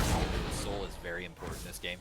Obviously, Earth Soul last game always important, but sometimes with a Fire Soul, you're like, my team kind of needs a poke, kind of doesn't. You have like a Ziggs or something. You're like, oh, give it. but it's not used by every single champ in the game as effectively as like an Earth Soul can be. But this time, I think Dragon is going to be a big priority. Yukio, I'm sorry about the pick. I'm going to have to change your name to Yukio. I'm sorry, my friend. I had to do it. We are going to see Set teleport back into the top lane here. They are matching CS and levels. However, as I mentioned, Set's flash is going to be up to about 1440 in this one here. So I'd be really surprised, knowing how good of a roamer that Goat is, if they don't capitalize on that. Really expect that one. I feel we've seen a lot of King Vivi, a little more than Rocky as well too, and still with a farm lead as well too, just being able to clear those camps a lot faster and get to the lanes with the paranoia. Gotta say, I'm really enjoying their performance in this series. Yeah, I mean, the 2.5k gold lead here for Jolly Roger is significant, not insurmountable by any means. Set's going to eat a little bit of a knock up there from the Rupture. It really matters here what XSV does next. They could look for a topside objective. They could look for a pick. I'd really love to see Amumu's 8, and I have not seen an effective Amumu R yet. You know, champions like Cho'Gath are really susceptible to Amumu's E. Uh-oh. Is it happening? Paranoia. It's happening. There it is. And if Wave V is going to be the next target of the paranoia, Wave V is going to be able to escape though. But I think Rocky is going to pay with their life and the there, flash. unfortunately. And now Goat Theory here with the approach. Blink and you miss it. Beautiful gap closer there to make that nice 1-for-0 play into a 2-for-0 play. The rotation and just the movement from Goat Theory just kind of outclassing Yukio here. Yeah, I mentioned Goat's one of the best roaming mid laners I've played against. He's always where he needs to be while maintaining like 8 or 9 CS a minute, which oh goodness. That's it. Zello trying to find a 1v1 there. Zello. Really good bob and weaving there, but QSC's gonna just be there to help respond. To be fair, I think they had the 1v1, but this is League, you know? Yeah, Everyone it's is a team game. It's never a 1v1, man. You know, a little unfortunate they are gonna get caught on the ward, but still going to get out just fine. Yeah, I mean, you got the 1v1, like you said, it is a team game, and how they got it. It's when you're this far behind, though, I know everybody wants a desperation play, and speaking of, he's going to walk away in the top lane there, but I don't know if that's the way to go for it. Oh, big here they go. paranoia on to Hui there, just going to continue feeding the mid laner there. I want to say that he was playing safe there. I mean, it's yeah, still but not safe, really, with King Vivi and a Goat Theory on the map.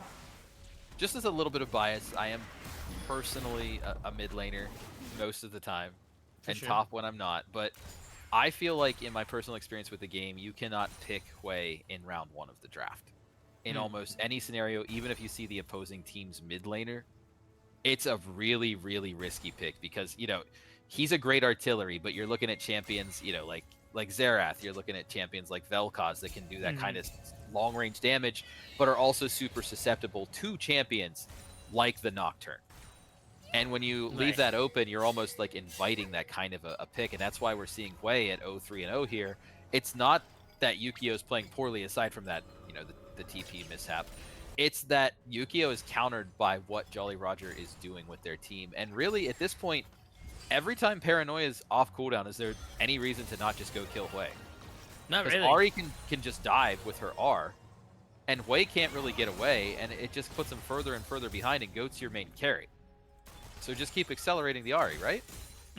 I mean, as you saw about just a few moments ago, that's exactly what the play and the game play, or the game, or the plan of attack was.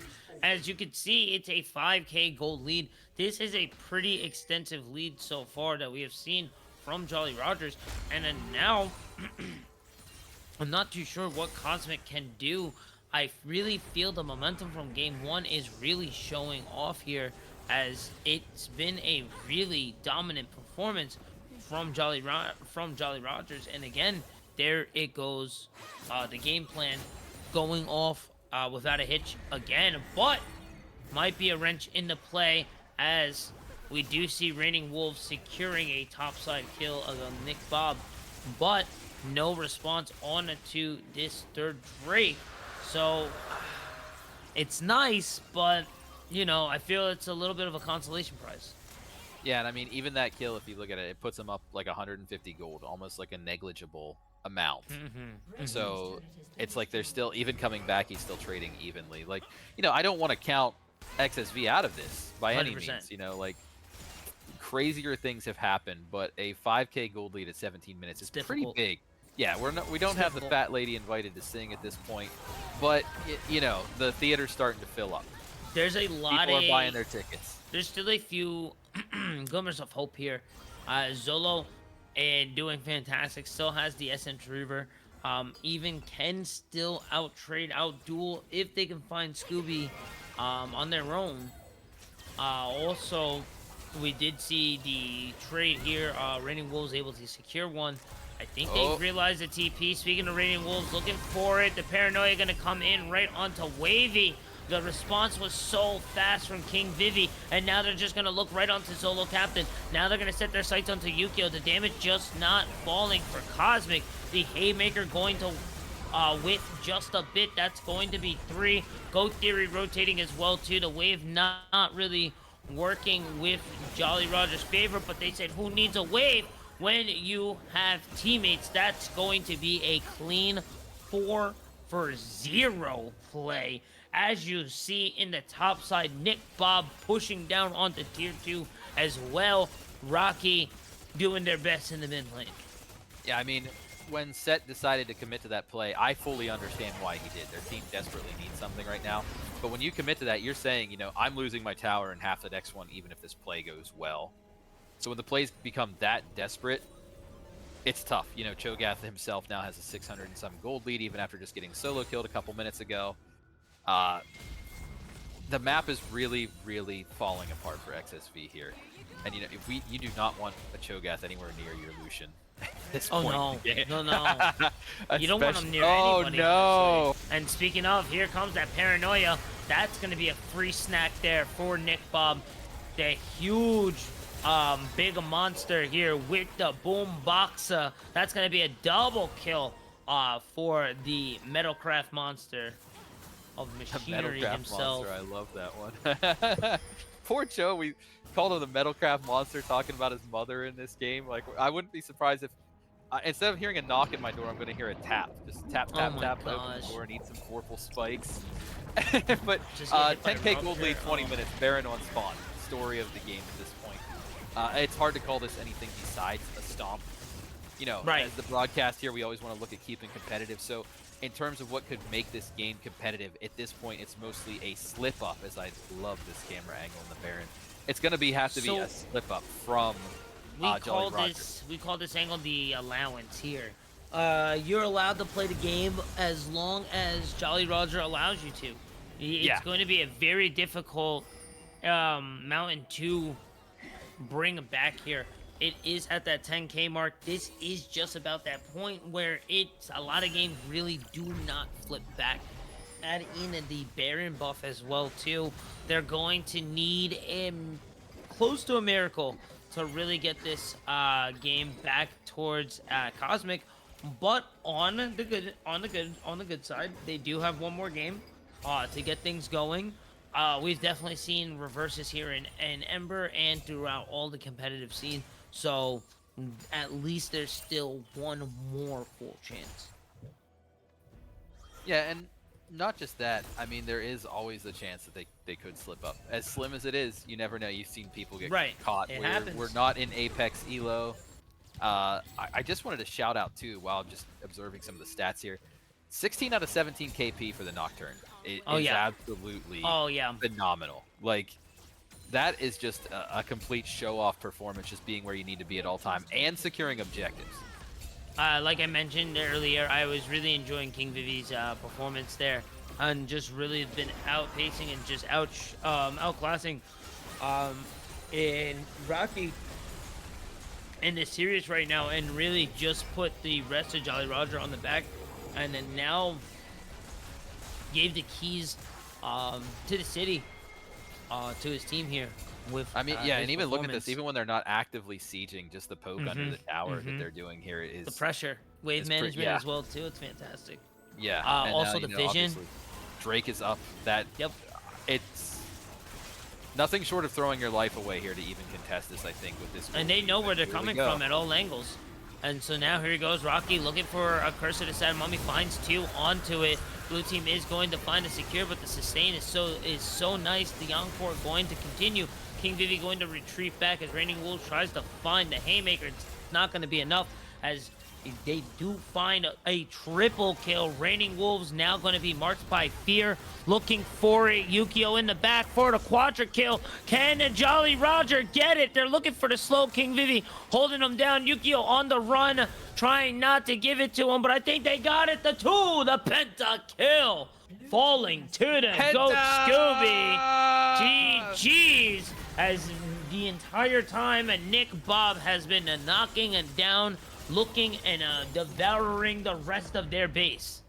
Penta in upper bracket grand finals. Congratulations picking that one up, Scooby.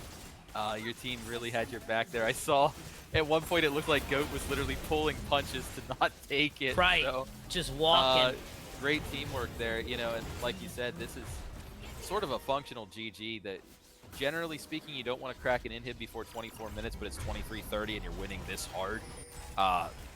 There's nothing, game rules don't really apply when you're up 16,000 gold at this point. And a lot of it, I really think XSV has a lot of talented players. I think almost role for role, I'd give them an advantage in 2 roles, but I'd also give Jolly Roger an advantage in 2 roles as well. But if XSV is going to do things like draft Hwei in the first round, oh god, oh god.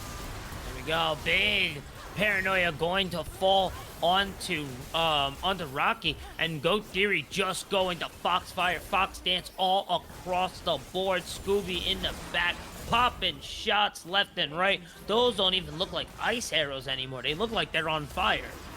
Yeah, I mean, almost quite literally too. The graphic in that skin is it's a little disorienting actually. Ash shooting out fire arrows, but no, it's. I mean, here's the triple inhib. I can't imagine that this is not the end of the game here. Yukio at this point is just a minion. Like, oh yeah. Nothing intended towards player skill, of but course, just a champion of course. state. That's just where it is. Yeah, hey. Good Haymaker though. Oh. Yeah. A little bit of damage there, but it's just a little too late, unfortunately, there. Double Infernals as well, too. Scooby with the positioning there. I'm almost confident. I'm almost sure that they can finish there. Yep, the repositioning here. Now Nick Bob in the front line as well, too. Nice rupture there. Looking at Zolo, but then forcing it on to Melio. And now the rest of the minions finish their work. And that is going to be a 2-0 lead here for Jolly Roger. Let's see what Cosmic can bring back to the board in just a bit.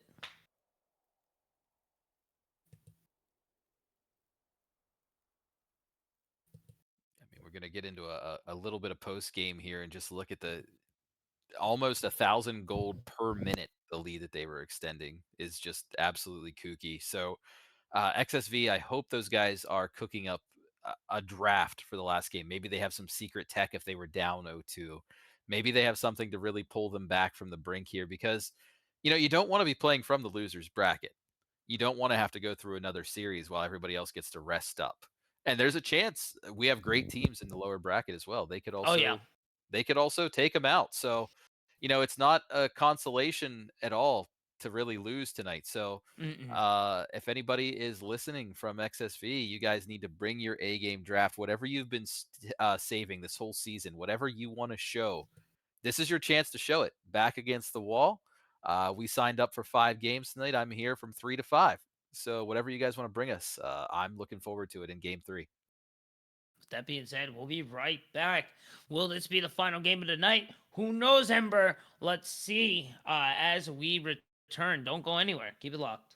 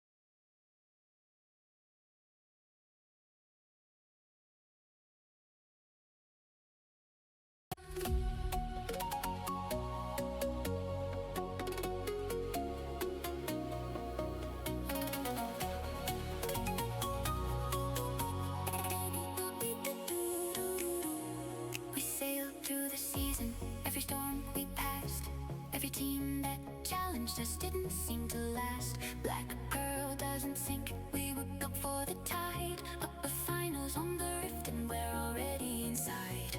The Jolly Roger flies where the best dare to go. We've been reading XSV's very first show. Cosmic pouring out, we've charted this sea. Today the upper bracket belongs to the free.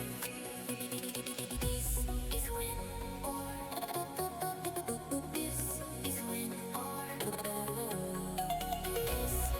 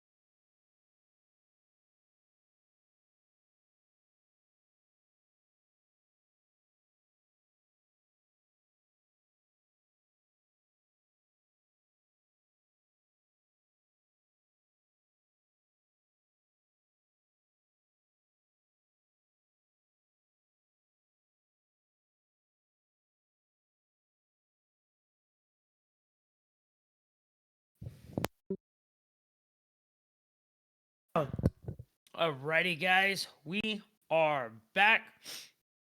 If you are just tuning in, it is your boy Huey. With me, it is Tame on the board. And right now, it is the top side of winners finals. And Jolly Roger is up to XSV. Cosmic is down. And Jolly Roger is one step away, sitting pretty in grand finals. And I, for Yeah. one, I would be extremely excited if I'm on the side of Jolly Roger. Yeah, I mean, we're getting into draft here, but like I said, it is fearless. XSV might have been cooking something absolutely crazy. They still do not want to see the Sinjao, which, he's one of those picks like, J4, Wukong, Sinjao, where he can be picked in almost any scenario, any team comp. But when a player's really, really good at one of those, one size fits all junglers, it does become a priority ban. Jolly Roger's going to keep him off the Corki. Obviously, the Xerath here. I'd really like to see XSV take out Aurora as their third ban here. I sincerely and genuinely pray that they're taking out Aurora, or else it's gonna get rough. Oh yeah. They are taking their time on the ban here. Jolly Roger taking out the Ezreal. I do think that XSV's ADC has been outplaying Jolly Roger so far, but the Smolder was inevitable. The Ashe played the utility role and got the Right. Penta. I know it's Oh hard to yeah. say that I think the other person's been playing better, but their laning has been great. They would have had that 1v1 on the Lucian. They've had like a 40 CS lead in the first game, a 25 CS lead in the second Mhm. game. So ADC is to be respected. I like it. Right. I'm not sure about the Diana ban coming out of XSV. I would not be surprised to see Jolly Roger just go ahead and lock in Aurora right away. She's borderline blindable. She's having a little bit of a True. rough time on the current patch in the current meta, but like with the electrocute proc, you get poked once by Aurora, you're Oh losing yeah. like a third of your health in lane. And then when you have someone that's as good at playing the mobile sort of like dance around your range mages as Goat is, I think it's extra scary. And they're taking the Mel away. I like this because that's one of Goat's picks, but you've left the Aurora open. So let's see Right. if they're going to say that.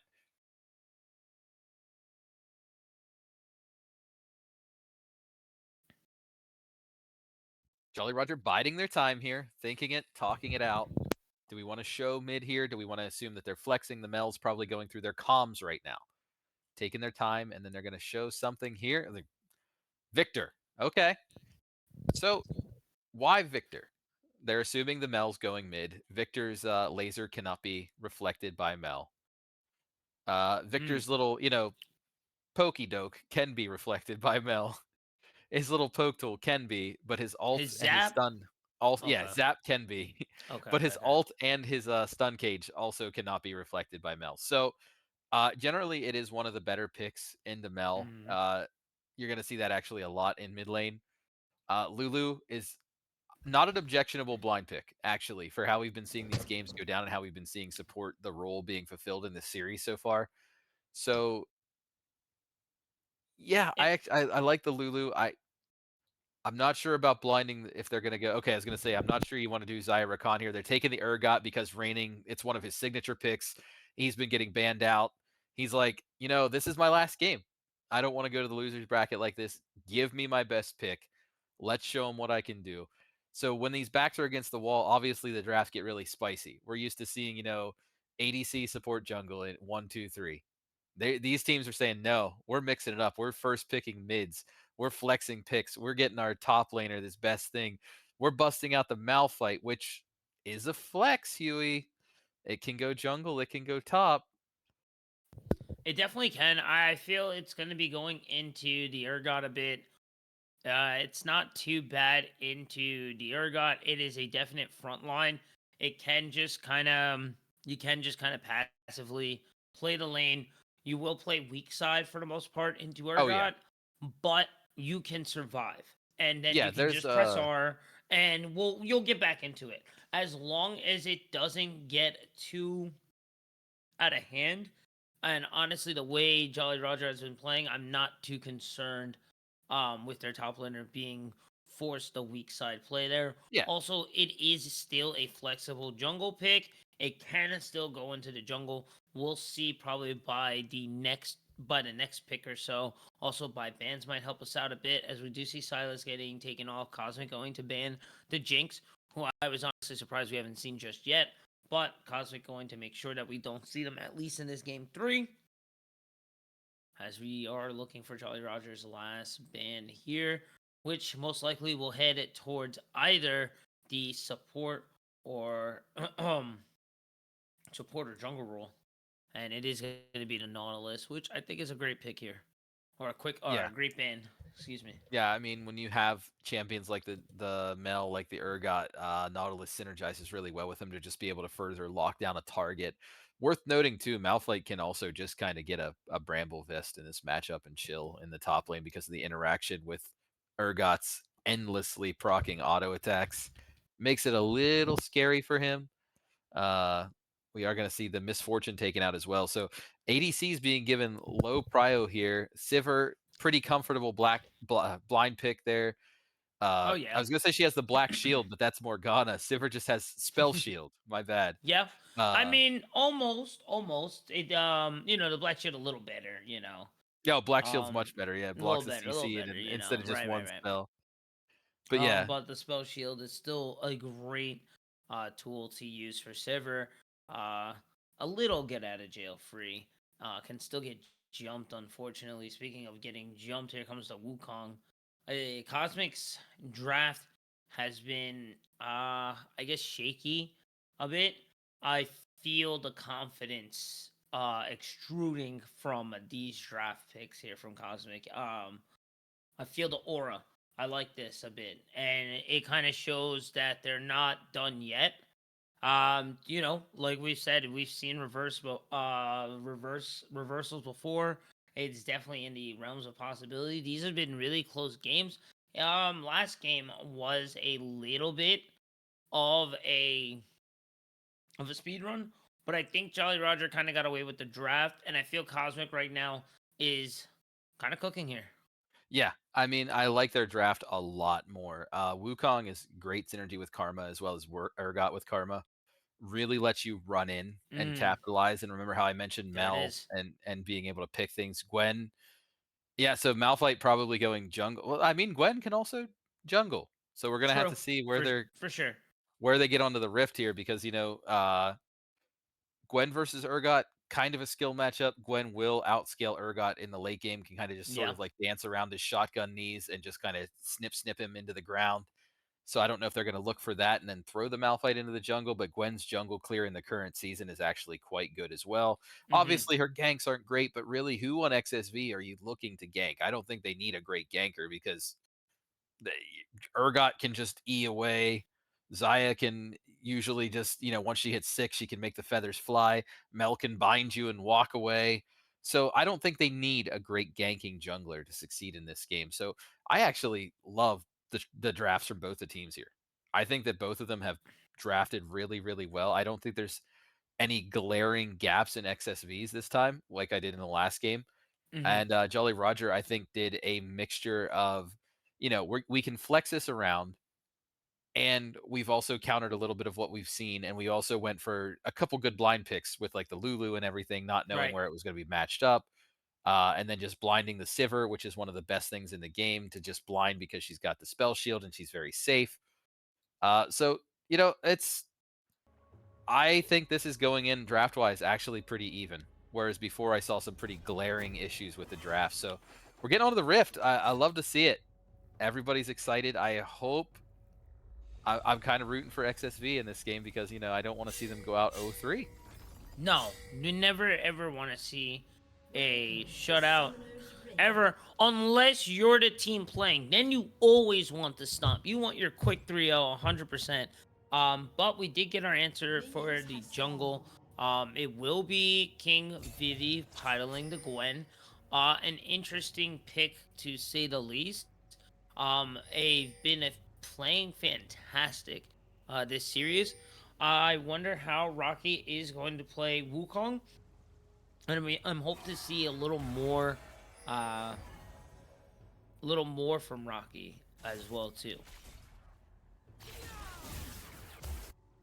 Yeah, I mean, I think that both teams actually can have a playable early game this time too. Although, you know, with the Karma, you have to be careful with the tether. If they do send an early gank in from the Wukong, even before 6, Wukong can still, you know, his passive lets you hit people real hard. He's a good trader and everything. And if you land that with like the little Karma tether, it's gonna hurt. But both games, I do feel like they actually have a pretty playable early game here. I expect a less explosive game than last time. Like, regardless of what happens, is we do Oh, see yeah. the flip. From either side. And I think this early momentum is going to matter from either end. It's really once the feathers fly, it's going to just really kind of go crazy. And right now, as we see a slight lead here from the side of Cosmic, opting for blue side this time as well. You gotta try something different, right? They tried to stick on the side. I understand when you want the one-sided counter pick, you're not as concerned with the first pick. I get it. But now they're like, we got to try something different. Like, that obviously wasn't working for us, and obviously you can see here, everybody can see, but Gwen did end up taking the jungle, which I think Right. is good for them actually. It's interesting to see, as I think we're just gonna get the quick split. Very nice, man. Always big shout outs to Last. Last, what time is it for you, brother? Like, I don't think this man sleeps. Sometimes 5 a.m. Yeah. This man does not sleep. He is so goated, dude. Who else does this, man? No one else. You don't get this anywhere else. And I will glaze him all day. I bless him so much. Always give the big shout outs to the dude. As we do break into this 3-minute mark. Yukio a little low. I think we've seen this situation before. Yeah. We have a situation in the bot lane. Fair trades from Zolo and Wavy. And It is worth noting, I do think Yukio is a little bit zealous with the mana usage. Right. It's like, it's great that if you're poking somebody down, but as general advice, when I've had like coaching and stuff before, they're like, your mana is a resource like your health, and it's not being converted into kills or farms, and you're out of it, 100%. then you're down a resource. And see, you're seeing that Yeah. now. Like, Yeah. Goat can now just walk up with impunity. I'm gonna trade with you. I'm not scared. I can set this lane up the way I want. I He can might force lose an his cannon. advantage. He might lose Yeah. his cannon. Oh, he gets it. Goat losing that cannon there. We're not gonna mention that there. But no, your theory was completely correct there. 100%. To a T. And then, as you mentioned, Yu-Gi-Oh wasn't going to be able to really fully push that wave in, and now it's just going to be frozen there. And a Goat Theory, granted, may have missed their cannon, but it is going to pick up an extra 6 minions there. As we do head over to the top side, Nick Bob, again, very comfortable in the mana. Maybe we're starting to see somewhat of a habit here for our laners here. On the side of Cosmic, as we do see Rocky coming here. Raining Wolves not really in the position here for a full assist onto the gank. Rocky will help alleviate some pressure there. Yeah, I mean, unless, like I mentioned, that you really want to take those early ganks, you'd want to go with the Karma Tether. Unless Urgot had the flip and was in range, there's not a whole lot you could do. You could see Raining had like no mana there and was low health. Right. If he participated, he was risking actually dying. So, you know, it's not good to give your laner, or not bad, excuse me, to give your laner some relief, but I don't think we're really going to convert anything out of that. You know, the one thing I want to highlight too, Yukio does for the first time now actually have a CS lead. Let's go. Which, you know, Nice. Mel has the Overwhelm passive that really helps. It's almost like training wheels for CS. So True. it's good to not get behind for Yukio here in the lane, because last game they had a really rough go of it on the way. So this time, you know, farm up, buy some mana, which they're definitely going to do on next back, and have a better time of it. You know, they are reflecting some nice stuff that goes trades here. Goat Theory kind of low. Wavy on the approach. Let's just add a little poke there with the Karma Mantra. Goat Theory, nice secure there with the laser. Gonna have to step back. But I think this is Goat's first back compared to Yukio's second. So this should be a little stronger, and yeah, already securing the lost chapter there. We should see a little bit of a difference there as QST trying to head back home, gonna force the flash to tether there as they do see Rocky in their bushes. So not bad. It isn't a kill, but hey, it is the steps forward here that helps future skirmishes hopefully go in Cosmic's favor, as we do see Cello pushing the wave in here. Now I will say Not that opting Lulu's for the flash pull. is everybody's flash is obviously important, but Oh, yeah. Lulu isn't like bound by her flash. Sure. There's certain champions that they aren't champions without flash, but not the end of the world for them here. I think it also implies, though, I feel as playing as a support, when you don't have flash, you're a little less likely to go roam Yeah. if things go wrong. So it kind of slows the pace down. It slows the momentum down for Jolly Roger. And as with that being said, you do see Cosmic secure Cloud Drake with no contest there, honestly. Not really too sure where King Vivi was on the map at the time, but gotta give it to Cosmic. Looking really good so far. Considering this is the third game, you would not really think that this is a 0-2 situation right now. No, they're absolutely playing a little better, and I think a lot of that does tie to the draft. Like I said, they actually have an early game that's playable at this point. Rocky is sliding down though, and does have the Hurricane available, so we're gonna have to watch out for that. And he is wrapping around now. Here he comes. Let's see how this plays out. I don't think they noticed him just yet. There he goes. Cyclone going to hit. Scooby is going to get big. The magic keeping them alive. The heal proc as well too. First blood going to fall. OST trying to dodge the Feather Storm, but it's not going to be enough. That's going to be a nice pickup from Cosmic. Start to get this momentum shifting towards their end. They have the Cloud Drake. They get 2 on to Rocky. I would have preferred to get them onto Zolo, but beggars can't be choosers. We'll take what we can get. And yeah, 2-0. Yeah, I mean, they got to be feeling good about that in general. After like how the last game went, like just any sign of life here, they're up 1.3k, which is the biggest lead that they've had at this point. The first game they had 1k at about 10 minutes, and they have a good comp. The only thing I don't even know if you want to call it a criticism, is Yukio's mana is low again, and they haven't bought mana. Oh, Right. Maybe Yukio does Opted that. for the alternator there. I think Yeah, they're yeah. a little concerned if they don't have the damage, they're not going to keep up, especially with someone like Victor, not even considering it is GOAT. Speaking of, we might have a 4-man rotation here. I don't think Nick Bob is aware just yet. Now definitely knows Wavy's in the lane. The tether falling. Gonna use Unstoppable Force just to escape back. Kind of felt something was a little weird there. I do like the escape. Play it safe. It's gonna get Rudy here now. I don't want you to fall now. Yeah, I mean, Unstoppable Force is about 2-minute cooldown at this point in the game, which is pretty devastating to lose. It takes all your kill pressure away. But I agree with you. It was definitely the right play in that case. I've used that to escape quite a few times, and honestly, there's a couple times where I've even found it preferable than using my flash, because you're talking a 2-minute cooldown versus a 5. So, just getting away, living to fight another day is pretty good there. But across the map, we're seeing things go pretty evenly here. Small wins here for Cosmic. Goodbye, Goat. Had to flash out there. There's another one. These things matter. It's shifting Oh, it momentum does. here. Oh, nice flip. I think they're gonna look for the ultimate here. Nick Bob trying to bob and weave, gonna get a little closer into the shotgun. I think the ignite is going to cook. Look for the shot. Can they hit it? Oh, a little off My on the brother guess, had but 37 health. not even close, baby. Not even close. So now both top laners without are devastating there to lose the kill for Raining, but really keeps Nick Bob in the game to not die there as well. Lead still holding at 1.3k.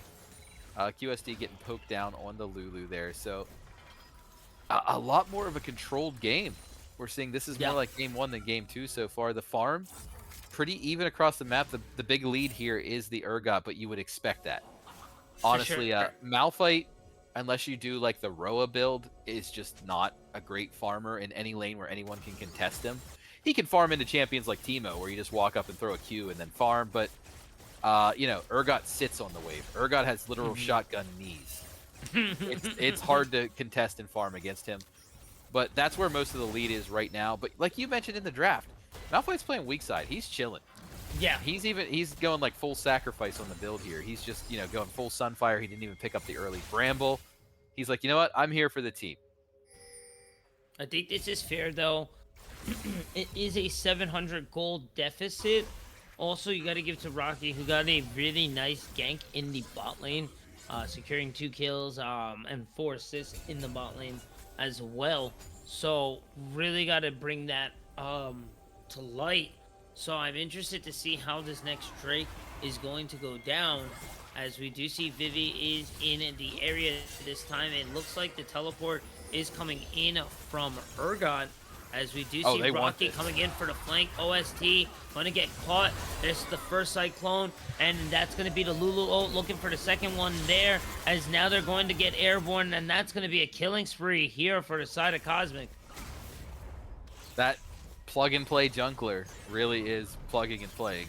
Oh, yeah. Like, I mean, like I mentioned, Wukong fits almost any team comp. He's very strong, and there's almost no team that doesn't want a double knock-up bruiser on their team, and he's really making that shine so far. Don't count out the Gwen, though. Does have a decent farm lead, and remember, Gwen now has the full Dusk and Dawn. And we all know, like, a 2-3 item Gwen is just an absolute monster. Like, she comes out and just starts tearing up true damage through your entire team, and, you know, the memes, Gwen is immune. It's a meme for a reason. The three words that are the bane to every league player. But we are seeing here a 2,500 gold lead is nothing to scoff at this point in the game. If they can keep ballooning this, they will have a game state similar to what Jolly Roger had in the first game. So, and I mean, you know, Xayah does scale pretty well, not as well as Sivir, but, you know, it's good to have her up 400 gold in this game. That's a long sword. That's 10 damage every hit you trade. That's Essence Reaver, honestly. Yeah. Already in the pocket. And then you're also seeing Mel is actually keeping up on farm this time against Goat Theory, which is great. And shout out, Mel did get the Ludens. Mel has mana now, so can just out spam the Victor. So it's good, and has a slight bounty on their head as well too. Has the boots upgrade as well too, so it's helping out.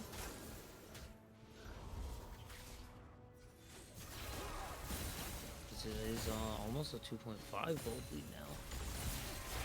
This QST is here in the mid, trying to help out as much as they can. I will say, as a small point of criticism, and there it's proving my point, QST's positioning has looked a little suspect on the Lulu. Like, I'm not sure if it's not their biggest comfort pick, but have you noticed that in almost every fight, that QST is just kind of like not where they need to be? Right. They need to be standing behind their Victor, behind their Malphite. I'm wondering if they're like an engaged support player that got put on an Enchanter, because they have that very aggressive, like, body first positioning. Oh, okay. Okay. Oh, nice pick. Well, there. that theory has been laid to rest. We just scientifically proved the GOAT theory. UKO has been redeemed this game. Oh yeah. Oh yeah. Right now, 1,000 gold lead into the GOAT. You can't ask for much more there. Gonna get some extra plates as well in the pocket. About a 3-plate gold lead, as Rift Herald is to be spawned at 2.5. Now an extra 500 extra into their pocket, so now about a 3,000 gold lead. Wavy? Gotta be careful. Oh, Scooby finds the approach here. Looking for the bouncing blades. This might be what they're waiting for. Feather Storm, not gonna be enough. One pizza away from delivery. So I just wanted to point out in that last fight there was a fantastic use of Blade Caller from Xayah, and then Sivir, as the blades were ripping through her, those feathers, she actually spell shielded it at, like, almost like a Captain Jack-esque moment. Like, it was so incredibly frame perfect that sometimes you wonder if these things are like a mistake. You ever be playing a stealth shield champion and you're just Right. like, no, and you just push the button? And you're like, oh, you know what? I meant to do that. I meant to do that, yeah. But I mean, if that was a true timing skill thing, like props to you. That was an amazing reaction. So we're gonna see the So, mid you know, and bot top trade. lane, Urgot's loving this. Like Oh, yeah. Malphite's not off participating in team fights. You know, they're up here now threatening the dive on the Three-man Malphite. You're probably dive. gonna have to flash R, buddy. And yep, continues the ult first. Yeah. The second knockup going to go through. And Nick Bob should Yep. be not okay. Gonna get Yeah, no, overcharged he- there by Yukio. He needed to flash R, or Mhm. R flash, either way, because you know you saw Mel with the execute, the overwhelm passive, and you obviously, you know, Urgot in that position. There's nowhere that Malphite can go, so he just throws the R, and it's almost like a guaranteed land. Malphite's got a fat hitbox. It doesn't take a genius to land the straight down the lane Urgot R. This is turning into a stomp the other way. Oh yeah. Yeah, all the people that were in the operatic theater waiting for the fat lady to sing in the last game, they're buying tickets now to see XSV. And I mean, that's an inhib turret in 17 minutes, Huey. Two That breaks is up as well. gnarly. Yeah, I mean, at this point, you made your allowance assertion last game, and I think it's almost coming to that point in this game. So let's see what Oh, they do yeah. here to the Sivir. Yeah, Scooby in a not so good position here. He's gonna get tethered there. The support is here, and as of right now, it's just even in the ADC. Everywhere else, it's a pretty huge lead. As second Drake, third Drake. Is gonna Third be Drake already here. at 17 minutes, so I I would mean- like to see a play here from Cosmic, but I think it's going to be a little difficult because it seems that Vivi already in the river, but I don't know if they want to fully commit to this just yet. yeah, I was gonna say they did poke out the wavy there, which was a really good play from JR. I like that, but let's see what they can do with it here. They have to be so careful because of that top lane, the inhib being open. If they make any mistakes here they go. We're seeing nice unstoppable, but only going to be able to find one. The double knock up there from Lulu as well too, as Rocky looking for the Cyclone. Is this going to be the fight of JR, or will Cosmic be able to secure it? And I think they are, as Raining Wolves are just going to find two. That's going to be 3 for Zolo, as Vivi's on the run. As 4, as you see Raining Wolves picking up the triple kill. King Vivi on the run by themselves. Rocky looking for a little bit of redemption. It's going to go for the chase down. And now they on the retreat back. Now just going to go secure third Drake for Cosmic. And yeah, it looks like Cosmic is definitely got back to the drawing board and understood the assignment here. Yeah, I mean, we're gonna see Urgot just rolling over this game. And that last fight, we call that smacking him with the wallet. Like, I honestly think that Jolly Roger had a fairly decent engage. I mean, the Malphite ult was good, and then they changed it into the bounce house with the Lulu. I think it was good. Oh, QST. Ooh. You're threatening someone more scary than you are. But yeah, I mean, I think the engage was actually quite good, but like, it immediately fell apart. Obviously, it wasn't all wallet, but, you know, being 5k down going into that fight at only 18 minutes does not help you at all. You know, you're getting an extra like 100 damage and attack from your AD. Your mage's spells are chunking an extra 10-20% HP per ability. Raining able to just tank and run through the back line. And it really showed in that last fight, and that's really, we're in a pretty dire game state here for Jolly Roger. I mean, if you're a best of 5 enjoyer and you want to see this go longer, it's looking likely. 7.3k right now is the goal lead. We mentioned it earlier in the previous game that once it gets around to that 10k gold state, it's difficult. It is extremely difficult to bring back from that moment. And so right now, it's going to be up to Jolly Roger to kind of hold out and look for something. And to say, you know, to be, oh, you have to wait on Cosmic to make a mistake, that's going to be real difficult, as it's been a perfect game so far for them. Yeah. And, I mean, I just some community interaction here is I don't even know if they want this against Raining here. Honestly, even 2v1. I don't think they want this. They do not, and yeah, now they're going to get caught out again. Nick Bob having to use the ult to escape instead of engage. It's just going to be a easy pickup and more ground being lost here on the side of JR. Even without any backup, I don't think they want that, honestly. It's a little bit dire, and now Raining's just going to teleport bottom, but I got some community interaction here. Somebody even messaged me. They're just like, wow, they gave... Oh, Nick Bob's just going to die. Yeah, they're... I mean, he had no tools to get away, but someone messaged me like, wow, they let Raining have his Urgot. Which also is surprising because the drafter for the drafter for Jolly Roger was in our stream chat and was like, oh, we knew Urgot was going to go through. And I am a huge proponent of I don't let one tricks get their one trick. When I am drafting, even if in our elo, the value of a comfort pick one trick versus being forced onto something that you don't, even if it's something you have 1,000 games on versus 100 games, like taking that champion away is so important because you change up how they look at the entire game and all the comps they build around it and everything. And that's why Fearless really also, I'm not calling Raining a one trick. He's not. He's a fantastic top laner. But it does expose people that have that one huge comfort pick in their pool, which is his Urgot. And you can tell the difference. He looks like a man possessed. And like, you know, Nick Bob here playing the weak side for his team is cool, but look at how many times he's had to ult away. Yeah. My man is running away every single R. He's only landed one on another champion this game. Scooby looking a little doobied right there. That's looking a little rough. Yeah, no, this has been a definite rough game for the side of JR.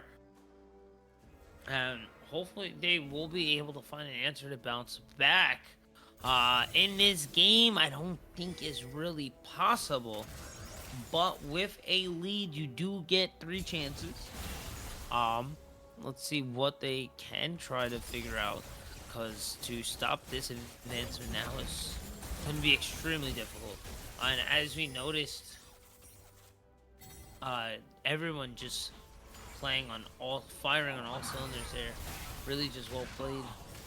I mean, and what you said, it has some merit too. It's like you said, the leader gets 3 chances here. So like you're letting Raining have his best champion. Maybe you felt like you're in the back foot where you didn't have a truly winning draft against them this game. So maybe, you know, you let the guy get his stuff. You let everybody get their power picks because you have to. Your back's against the wall, right? Yeah. Deal with it no more. So they gave them all these power. Oh, baby. Here we go. Oh, man, the damage there. Zolo Captain gonna find Scooby there. Now setting their sights onto the base tower. And then most likely gonna look into the him. Maybe not set it off just yet. And just continue choking out JRPB from this third game. As now looking for a JR response, but I don't think we're going to get one. No, they're just going to go grab Soul. Oh, yeah. Yeah, I mean, they forced that play at the best time possible. I'm getting a live response that Scooby actually said after being caught out. Live chat here. Rutro, Raggy. Was said immediately by Scooby.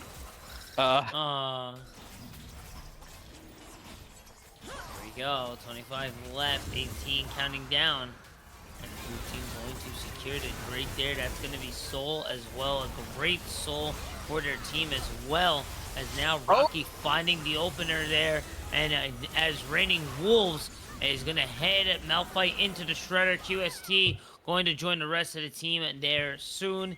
It's an 11k gold lead, and with Soul secured, I think Cosmic has kept their playoffs winners final side chances afloat here with this victory. Yeah, I mean, I can't imagine anything they have here stopping them. The Gwen had no chance to scale, even with the 2 items here. Yeah, it's just gonna... Being immune doesn't really matter when your base is being destroyed, as they are getting torn apart. And the 4v2 is just almost insurmountable at this point. And then, you know, the Ocean Soul, look at them healing in the base. Urgot ticking for, what is it, 88, 89, 58? Like, just crazy amount of healing from this Soul. So they can just continue the siege. They are opting to back up because, you know, why not? Why not take it safe? There's nothing rushing you really here. They're pinging Baron. Sure, but I also think they could just sort of reset and kind of end the game. But if you want the absolute insurance policy, I've just seen a lot of Barons flipped, and you know Haven't. they do have good vision in this quadrant of the jungle, but that doesn't mean that it's infallible. Yeah, you can see Nick Bob is looking around there, but Raining is actually playing Vanguard here, holding the front while they're all back in the pit. They're actually just choosing to seed the Baron, it looks like here. And I mean, that's another objective going over to them. They're trying to see if they can rack up a gold lead as big as Jolly Roger did in the other one. At this point, it's an ego contest. Be like, yeah, you gapped us by 16K? We're going to gap you by 12K and 15 kills. You haven't even landed a kill on us. Perfect game, which is crazy to say the least, especially in League. Yeah, I mean, they've Let's see only if they can keep taken it. one tower the entire game. Nothing good. else. Especially at a 2-game deficit as well too. We talked about mental, and I was concerned to see where Cosmic was at a 2-game deficit. But you can see right here in this gameplay, the mental is still extremely strong. Yeah, I don't think I've ever seen particularly like Wavy and Raining in particular ever tilt. But as we do push towards the game 3, just like some keys, I'd really like to see QST on something that isn't a super squishy chanter. I'd like to see, you know, Nick Bob on something with a little more agency. They're not giving up though. They really are trying to hold the base here. I mean, but you're seeing the waves for it. Oh man. Oh man. Didn't even have time to pass that one over. I think it's too big of a lead here, honestly. I think we're looking at the final moments here of Game 3, as they're just waiting for the wave here, and now only about 2/3 there. The Cyclone going to go off from Rocky, as now the third base power is going to collapse. The third inhib to follow suit. There is no more base towers. The Nexus is wide open. Only 4 members left of JR, as they do get torn apart by Mel, and it does in-suit the Nexus, and that will be a dug game. And I mean, you see immediately there, before the Nexus even broke, QST has left the game. They're like, never put me on Lulu again. Right. So, all right, I kind of like your little back theory there. Maybe they were cooking a bit, right? And so now you don't want to deal with Lulu. You pick Lulu, you lose. Now Fearless, we don't have to deal with Lulu anymore. Maybe that's what was going on. Who knows? Yeah, Who knows? and I mean, they got some good stuff off the board from XSV. Like, you know, the Mel is now off the board. Like we mentioned in game 1, nobody wants to see Mel. The Wukong, their plug-and-play jungler, is off the board, and so is Urgot now from XSV. Right. So like, that frees up a lot of bans. Again, I think you got to keep Goat off the Aurora here, because Goat is like a 5 champion player here, and I think taking the Mel was actually genius from XSV here, because now they can either just throw that ban at the Xerath Aurora next game, or they can just say, you know what, we're in a position where we think we can challenge it after we just basically perfect gamed you.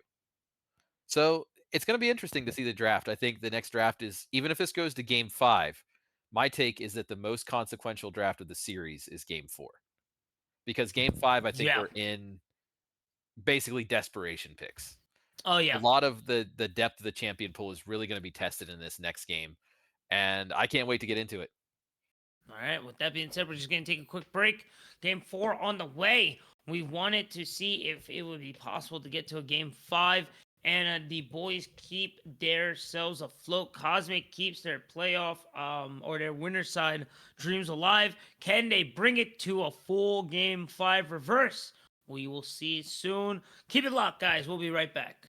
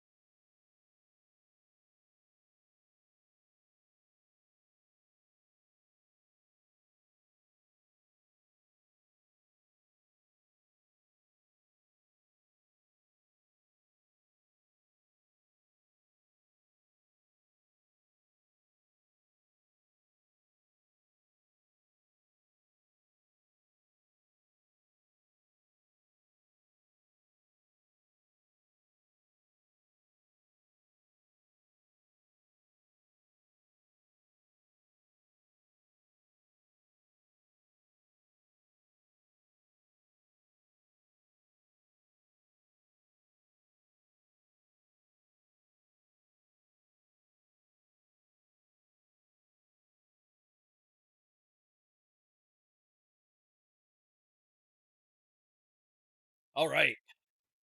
We are back for game 4 of the upper bracket finals between Jolly Roger Black Pearl and XSV Cosmic, excuse me. It's getting late, everybody. Jolly Roger has elected for the blue side. I'm back here with Huey again for another banger of a game. So far, we had a close game, a stomp one way, a stomp the other way. So if we believe in things sort of formatting as they should, we should be back to having a really close game on this one as we do get into draft here.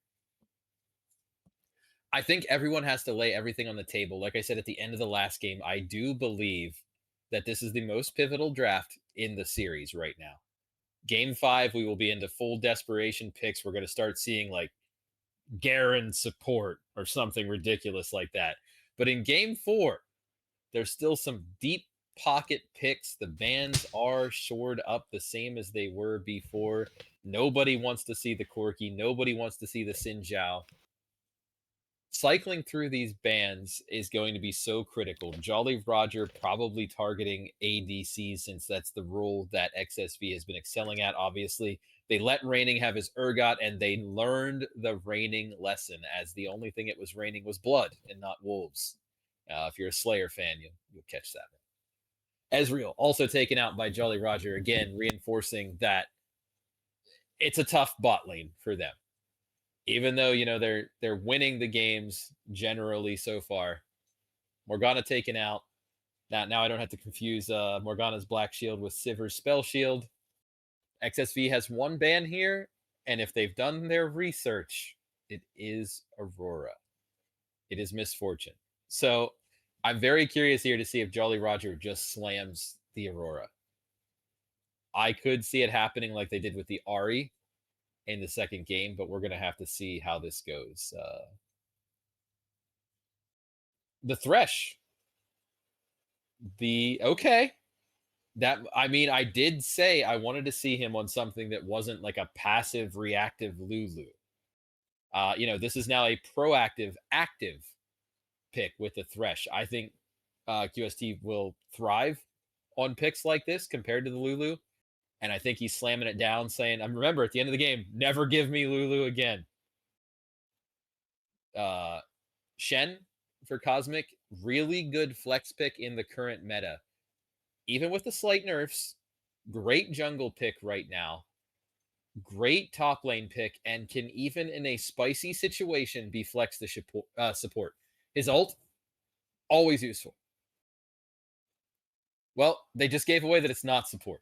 So we know it's either top or jungle then. Nothing wrong with that. If they don't want to show anything else right now, they just want to match support for support.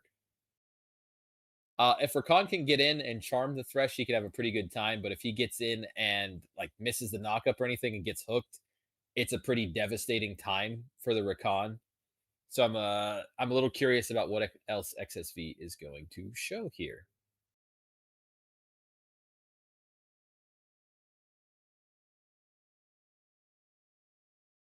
Draven locked, so that it definitely looks like that Jolly Roger is going for a super aggressive bot lane here. Draven is a statement pick, especially when he's been down CS the last couple lanes. And I know the Ashe Penta, that was fantastic. But, Draven, you really want to be a lane dominant, I'm going to kick your butt type of pick. So let's see if he can pull it off here. Mord is one of the quintessential blind picks of the top lane. Not really surprised to see it here. Kind of neutralizes Raining a good bit. Going to see what we can pull out here. To counter that, they are also saying, hey, tell us if Shen is jungle or top. By what they pick next year, XSV, they can actually reveal a lot about their draft. If, they lock a jungler here, they're obviously showing that Shen is going top. And there they go. Okay, so XSV is willing to show their hand. They must be confident enough in their draft that they're not even trying to keep the idea of a flex alive. Shen Mord is a very rough match.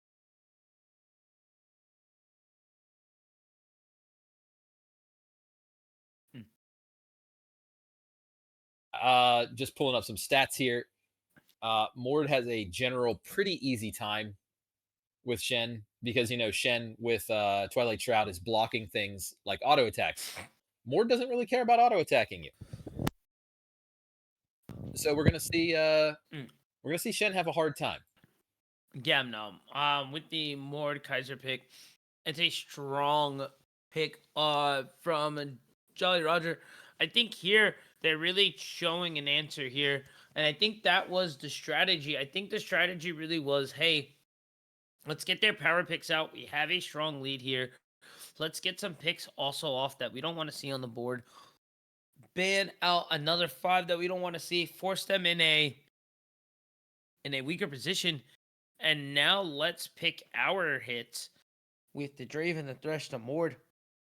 Yeah, the These thing are- that I don't like about XSV so far is how much information they gave away. Like how I said, the Shen was Right. a triple flex. You immediately go Rakan. Then Uh-huh. you immediately go Jarvan. So you're telling them exactly. And then when Jolly Roger locked the Mord, they're saying, we think we know what you're doing with this. We dare you to lock a jungle here. It could also be something like XSV's jungler is not comfortable in Shen, even though he's fantastic right now.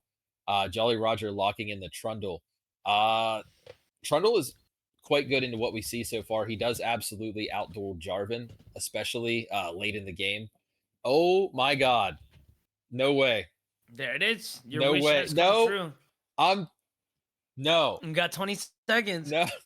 They took every stacking champion in the game in this series. That's what they were missing last game, was the stacking. That's If I exactly wore what glasses, it I'd throw them on the floor right now. was. Just be like holding my paperwork in my hand, being like, they There it can't is. keep getting That's away lock with in. this. I mean, LeBlanc is great into Vhagar, but you have to be extremely confident because if you don't land everything right, you get caught in a cage and you get blown up. I do sincerely worry about Yukio's chops here on the LeBlanc versus the Vhagar. I'd be happy to be proven wrong. I do think as we get onto the Rift that this draft is pretty Jolly Roger favored. I think XSV used a lot of their biggest tools in game 3. That doesn't mean, though, I mean, you'll see pro drafts. You'll be watching actual high-level pro games. The casters will be like, oh, yeah, this is so blown open that it can't even... Lizard. Oh, Lizard! If only he was a wizard that could cast Blizzard. Lizard wizard doing And his name would be Salazar Slizzard. The Blizzard That's Lizard wild. Wizard. Now I need to make that D&D character. Oh, that'd be a great D&D character. Salazar Slizzard, the Lizard Blizzard Wizard. Mm-hmm. Why do they call you the Lizard Blizzard? Cause, and then just cast Blizzard. All I cast is Blizzard. But yeah, I just want to toss out a good luck to Yukio here. You know what? Prove me wrong. This is your chance. This is your hobby.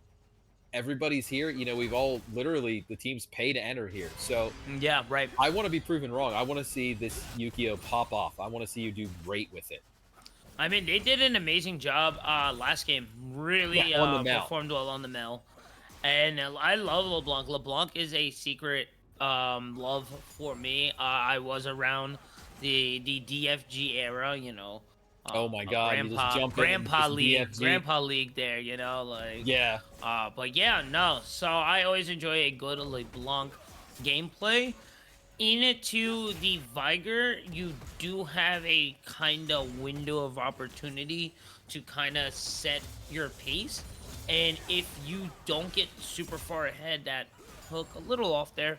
But I do like the level 2 pull the trigger. It would have liked it if the death sentence hit. But you know, either way. But with going back to Yukio, it's really on to them to kind of get ahead of this Vhagar before they start scaling. Because yeah, I mean, once I assume Vhagar's got a max cage second here. Oh, nice death sentence into the flay. Opted the defense there, the bone plating on the Tristana there from Zolo. Keep themselves a little more sustained. Gonna get the knockback there too on the double axes. You want some information that'll help you with Grandpa League for next split actually? Oh yeah, what's up? Deathfire Grasp is coming back, baby. Confirmed by Riot 3 days ago. It's not as an item. Okay. Deathfire Touch is coming back as a rune. Wow. All right. I Yeah. guess. So yeah, All right. We're getting a taste of it back as a I'm rune. getting a taste. We're Yeah, I was also like, there's getting no way they're Thunderlords bringing pack as DFG well. back. Which one? Thunderlords. No way. Yeah, Stop. no, I'm dead serious. Thunderlords. Back is in coming my back day, nah, cast no. There we go. And Oh, but see, there we this go. is what I was. That's exactly what Yu-Gi-Oh needs Yep. to do here. They need to finish it. Baby, Yeah, with the nice. first blood solo kill. Exactly what Yu-Gi-Oh needs to do here.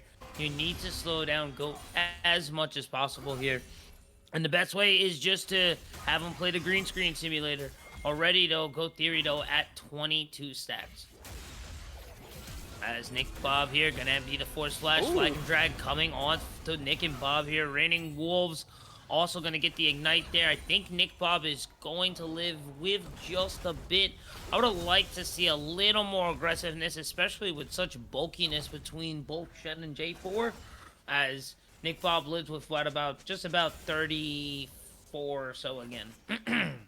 Yeah, I mean I think I agree with you in the sense of you either go more aggressive or you don't use your flash, right? You either take like a really good trade and just say my jungle helped secure the lane. Nice little jump there by Solo. But you either say, we secured the lane with this trade, or you go for the dive because, Shen now can't flash taunt, which is a big, big deal. Flash taunt is like a big engage thing from Shen. But yeah, I agree with you. However, mid lane, looking pretty good, 200 gold lead already. Hasn't gone back yet to get that get the benefits there of getting that solo kill. So I wonder what they will opt to get. As everywhere else, it seems a pretty decent lead so far. Almost has to be an alternator when they go back, right? The Hextech alternator. I think so. Yeah, when LeBlanc goes back, there's very little else that she would want to build at this stage in the game. I do think Goat could have actually lived during that first blood if they had put their cage a little closer to their body instead of just kind of like YOLOing it the whole way around themselves. But you live and you learn, and then it was close even then. Right. I wouldn't be surprised. Actually, I would be surprised. Look at Vagar's build. They're going Roa, which is the genius build into LeBlanc because you basically put yourself out of burst range, and it lets you step forward and get stacks. So, Goat learned from their mistakes. Ooh. Nice. Oh, wow. But the layer of CC there, Yu-Gi-Oh going to still be able to walk away there. Not going to be enough to catch the Magician there. As we are opting to see a lot of movement here in the river. As First Drake has spawned less than a minute ago. It will be Mountain Drake. As the Flay going to hold Wavy back just a bit. But this might be the pick that they want. The rocket jump coming in. The exhaust as well, too. Zolo taking a step back. Ooh. It is still a 3v2 as Trundle is now approaching the situation. The pillar is down. Wavy and Rocky taking a lot of damage. This might be it. But no, Cosmic going to have it. And now the United We Stand. The TP coming down from Raining Wolves. It's going to help the rest of the team. Now it's a full 5. They're going to pick up 2. And now it is an 0-3 situation here for Cosmic. Oh, man. That was so greedy. Like, the flash from Thresh was fantastic. Like, big shout out to QST there, holding the flash and not panic flashing. Really, really well played. And then their team, instead of just having the wonderful trade back, like where Trundle had the 3-man pillar, that's kind of where you just stop that fight. You're like, we have their health bars low, we can go secure the Drake. But it's just that, like, bloodlust. And now they find themselves down 0-3. I don't know if they didn't account for the Shen or thought that they could win against the Shen. Because, like, that was pretty blatant. And, Mord is a very, very hard counter to our Ninja Boy in the top lane. And Raining's doing great. He's keeping up right with him. No problems. You'd expect to see probably at this point a 15-20 CS lead. So you get into that thing of, am I picking this just because it's a counter pick, or am I picking it because I'm good at it? For example, Silas, high skill cap champion, obviously destroys Malphite. But if a player doesn't play Silas and doesn't know Silas, you can't auto-lock him and assume to win the game just because you're against him outfight.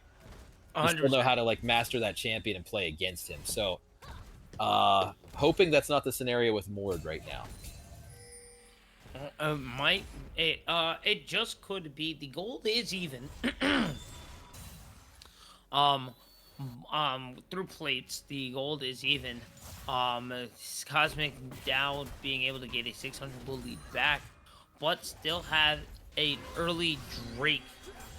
So the macro is still there, as we do see Void Grubs going to be spawned, and we do see Rocky headed over in the top side river as well too.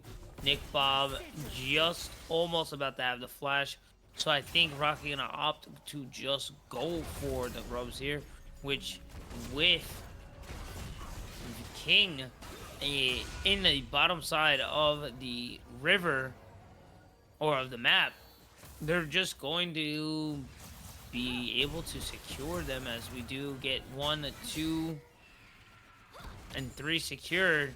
No Yep. contest, no vision there. Yeah, I mean, I will say, shout out to QST, looking a lot better on the Thresh than the Lulu here. And just brought up some stats for anybody here who may be a nerd like myself. Nick Bob has 70k mastery on Mordekaiser.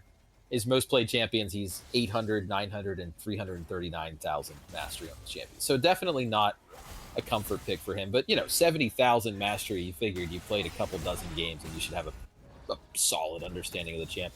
And he's not playing poorly at all. I just think that Reigning is doing better than expected into this matchup, which, he's really great at Shen. He was getting respect bans on it before, and they were confident enough to first lock it. Now, oh my god. There it is. What a hook. They just there. couldn't capitalize. A lot of mobility in the bot lane here. Really good picks. We didn't really touch on them.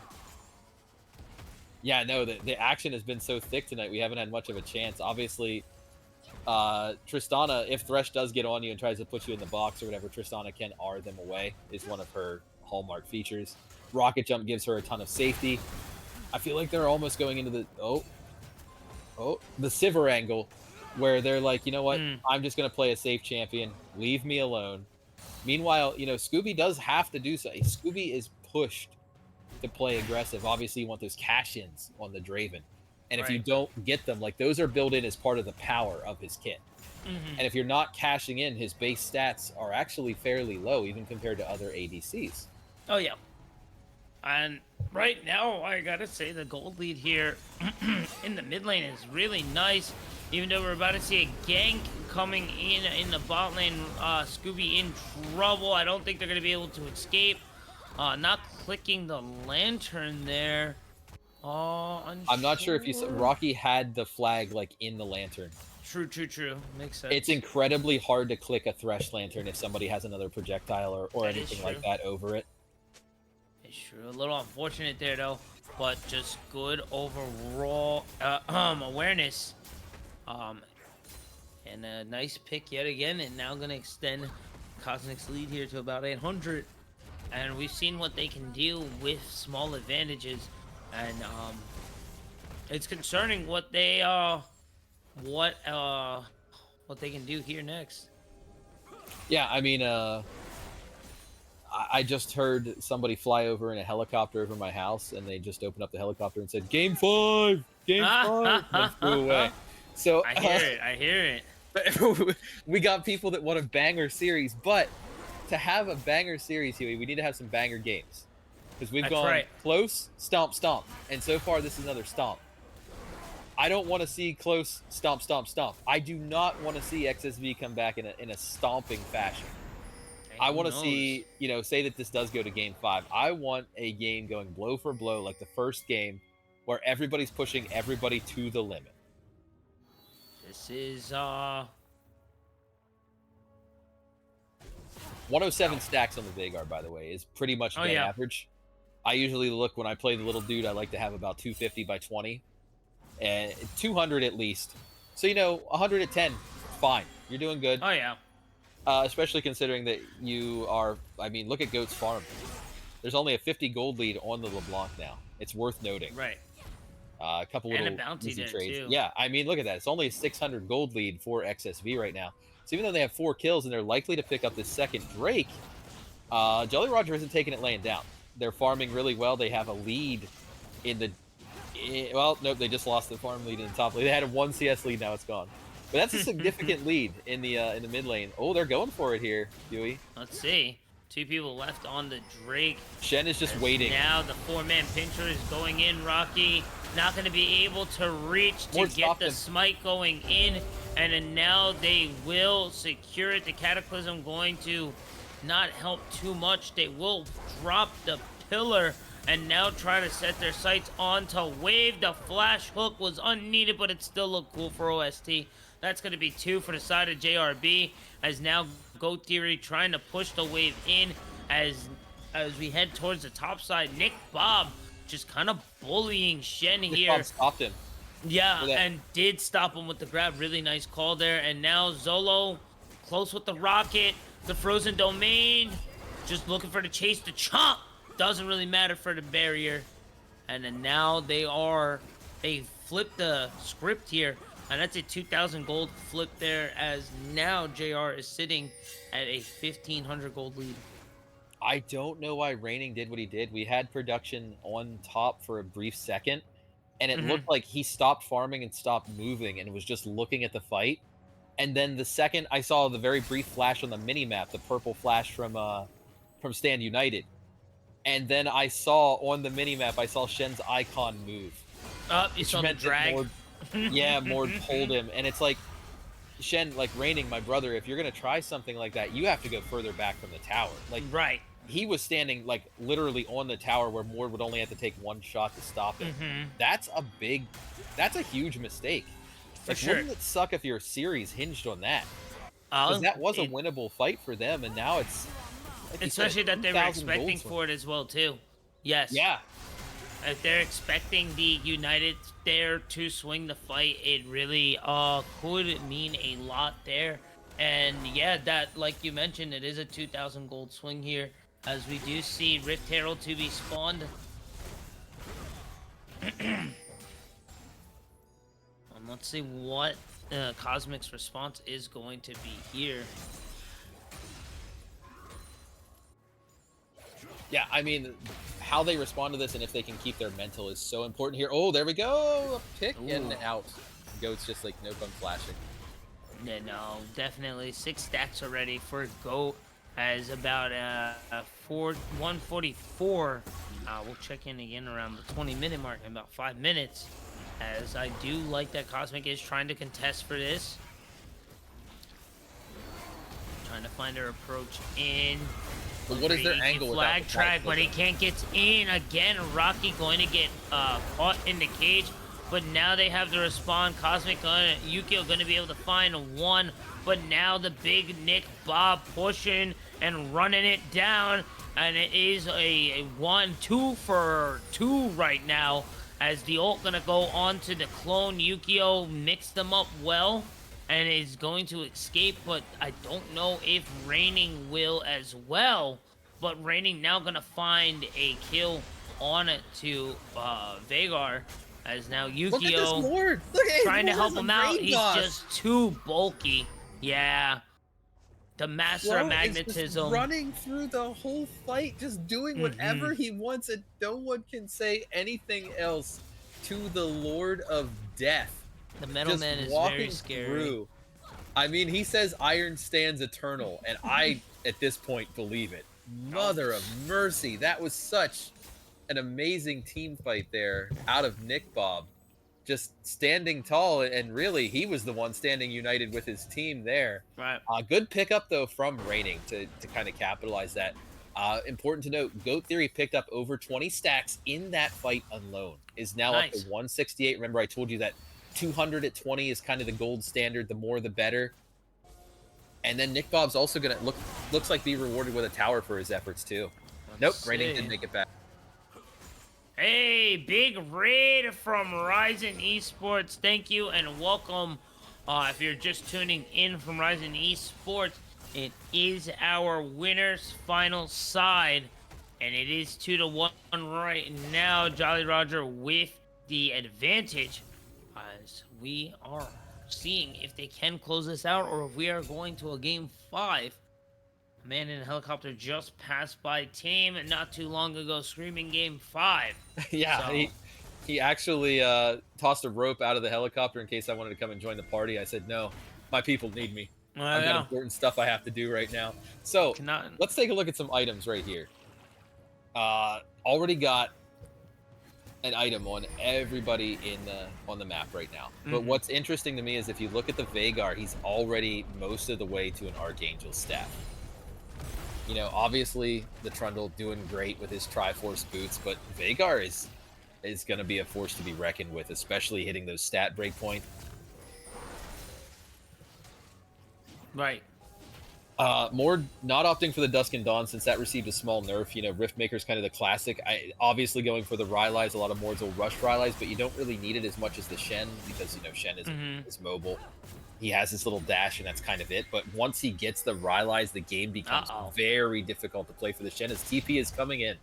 And that was just aura there from Nick Bob. As soon as that TP that beacon was lit, they immediately retreated. They said, you know what, we don't really need second trig, you know, it's fine. It's fine, it's not that neat, it's not that serious. Like and it just kind of shows how far they are right now at level 14 as well too. Definitely not one to be trifled with. You do COST whiff a little bit. Now they're just going to allow that to be wide open. The Cataclysm as well too. The box might be enough to hold them back, but it's not. Yukio on a rampage still has not died yet. As they find another catch yet again, but we're about at that 20-minute mark. Coming down from Dragon. Check out the camera angle as we saw the 4-man siege into the mid lane. That Baron reminded me of myself 3 in the morning when I'm going down to the fridge and looking for a bag of cheese. Sliding down the steps praying I don't wake my family up. Right. That is definitely me there, 100%. So, I mean, 3K lead still for Jolly Roger. Again, they in the game might not feel like that because of the kill score, but the second Drake is a big pickup for them. Yukio being 4-0 is big here, but they need to get into the team fights and cause some actual, like, they need to really get in there and embrace, like, LeBlanc's assassin angle. The picks in the mid lane are good, but you need them around objectives, or you need them when your team is going to push. You can't just have them when it's simply going to be, I'm going to pick and get some gold. That's great.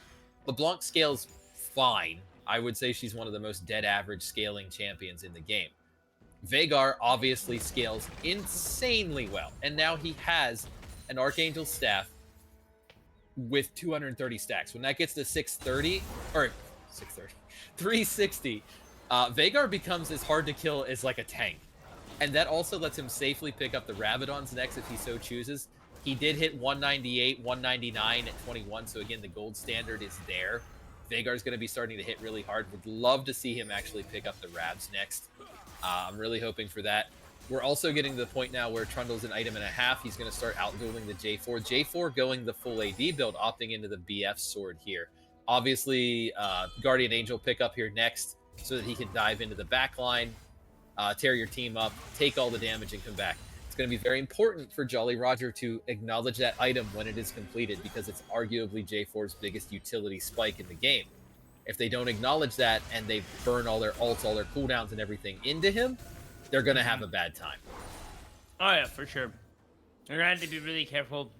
Right now, Rocky not really doing so great the early games, but really been stepping up to the plate as well too. Yu-Gi-Oh as well too, 4-0-2 right now, and perfect game for them. So it's really gonna be up to them to really hold this down and bring this to a game 5. As we only have about a minute left here, Flash gonna be used there. Ooh. No catch engaged there, but Yu-Gi-Oh looking to try to do some damage, cause some disruption. They might be caught here. As we try to find their escape out? I think they do. The United We Stand is here to try to focus on to Goat. The cage flash is going to get him away.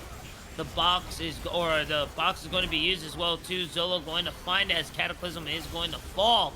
And now this might be the cosmic fight that they want. The shutdown is going to their side as well too, as they do find Rocky to hook into the box. This might be another one, but it's going to be a force flash off of the Shen.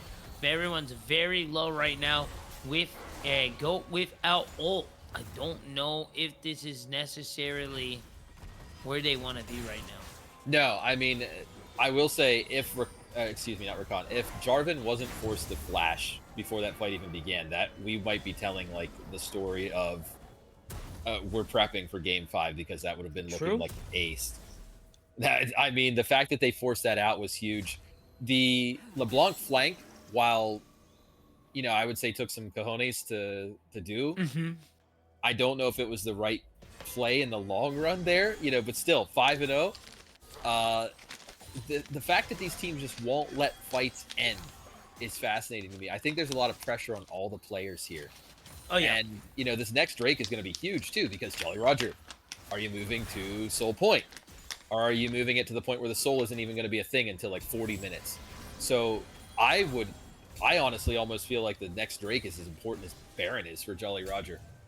And we're going to see. I wonder if they just flip-flop it here. Like, I truly wonder if they're just going to go. Remember, no stand united for Shen. Right. Cataclysm still down for 5 seconds for Jarvan, so it'll realistically be available. Everybody's going to have ults for this fight except for Shen. And it looks like they're not even going to Drake off the right now. 1800 looking down. They are able to get it. The Flay's going to keep it away. The Cataclysm following up as well too. The double knockup is going to find it. The Yukio is going to land onto Draven. And then the pillar. Will it be enough as 2 fall into the cage? Zolo going to find another one. That's 2 for 2 right now. As it is just going to be a retreat back. That will be to the side of JR. But how much more can they handle? How many more even trades can they handle in this series? Yeah, I mean, the Drake is obviously the crown jewel of what you want there. That's the most important thing that they could have picked up there, and they did. The gold lead is still 2.4k in their favor, but again, in the player's mind, they might be thinking right now, like, we got to play a little bit from behind. Unfortunately for them, Goat Theory missed 2 Qs in that last fight. Oh my goodness, Yukio is out of their mind right now. I mean, shout out as well, 10 out of 12 kill participation, working on a 3rd item.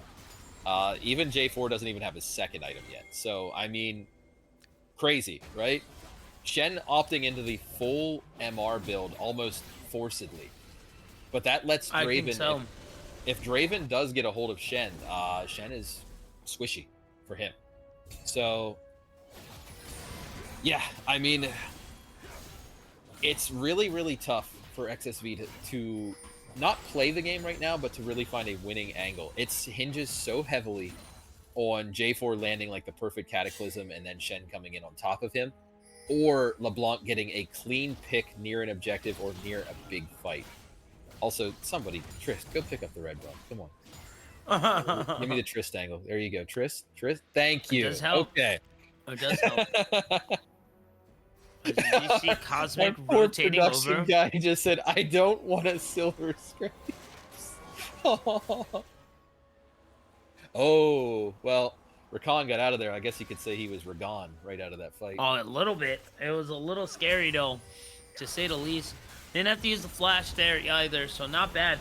Big damage there, but now another pick yet again. Yukio being godlike on the LeBlanc. And now they're going to set their sights here on to the Baron. Possibly Nick Bob as well. Hey, if you were an investor, Huey, what would you buy right now? Right now? Oh, man, I don't even know. You'd be buying some Lestonks. And now caught there. This might be it. Cosmic finding 2 catches there. Make that 3. They caught him sleeping. They caught him slacking. And then now they are picking up everything here. Yeah, I mean that's Baron. So the game is now essentially almost literally dead even, right? Wow. Oh, yeah. Yeah. So again, Jolly Roger's probably feeling bad right now. Their comms cannot be super positive right now. But we're going to be seeing them pick up the Baron here, XSV. They need to make a big play with it. They need a power play to actually build a lead because remember how I told you that Soul was so important for them, and it remains so. The game is pretty much even. 1K lead now. That's fair. At 30 minutes, 1K is basically negligible. So that next Drake, they need to be there, I say, honestly, what, a minute 30, a minute 40 early, and actually getting like full-scale vision. You want your LeBlanc in a bush looking for anybody that comes to scout, right? Like, you want LeBlanc positioned incredibly aggressively so that if anybody walks forward, they're risking death. I'd like to see something, you know, maybe even like a wit's end out of the Trundle at this point because of how big LeBlanc is and how big of a threat it is. And, you know, if you're ever going to be side laning and LeBlanc comes to answer you, you already have the Deadmans, so you got some armor. But, you know, we're at the Rabadons on a legendary LeBlanc with 3 items, one of them being Rabadons. It's like, you're starting to look at the point where your tanks are going to get half chunked. Yeah, and again, like we mentioned, there is a window that kind of starts to close out here where Viger gets kind of crazy. He gets out of control, and honestly, as long as they keep the pressure, Viger may not reach that chance as the grand entrance goes crazy there. Jolly Roger's taking a lot of damage, and I don't think they have an answer back to respond just yet, as Wavy is going to fall. Scooby now going to be the next one, but no, my gosh, look at the back. Goat Theory, Nick Bob, the dynamic duo right now trying to hold it down. Remaining Wolves going to get taunted, and on the back, somehow King Vivi's there, gets 2! Oh my god! King Vivi! What? This is so wild! They're still fighting! Goat Theory still up, as now Nick Bob going to fall. Remaining Wolves, and then now with the extra rocket jump, is going to find another one. I don't think he's going to last too long. My goat will now fall, and that is almost the ace. You're just seeing the lack of power in a Draven that never really got to cash in versus a Tristana that got a full attempt to scale. Like, again, Draven's budget is built around cashing in, and now, oh boy. XSV picking up this dragon is devastating for Jolly Roger. They have a Draven that isn't scaled, as we're getting a good view on him there. Wonderful skin, by the way. Oh! He tried. He tried. We got the angle. We got the amazing production there. Looking in on the angle. It was so close, but wasn't quite there. But, like, he just isn't scaled. And at this point, like, even playing from behind, he's lethality, bloodthirster. Like, he's just going to be so squishy. You're looking at Tristana having a different suite of items, playing the fights differently with, like, the Untall and everything, more traditional crit. Whereas Draven wants to sort of chunk people, but he's not being given the opportunity to do so. What Jolly Roger needs to do here is find a way to get the Cataclysm out of Jarvan that does not result in their entire team being gray screen.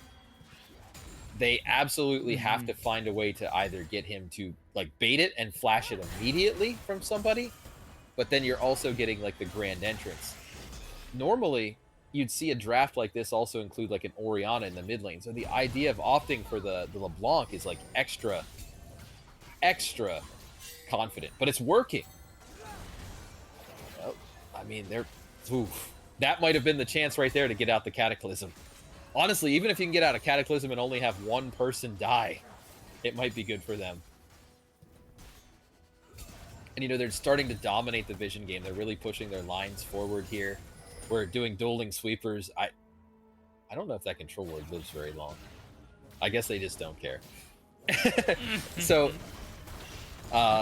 Reigning in the top lane now is only down by 15 CS. Nick Bob had that one absolute monster fight, but hasn't been able to replicate it again because they've just been locking him down. The Trundle, I would say, is something to keep an eye on. Look at that 2.2k gold lead on the Trundle. Yeah. He can even side lane after the jungling phase of the game is over at this time of the game. Like, he can be other places. Oh, here we go.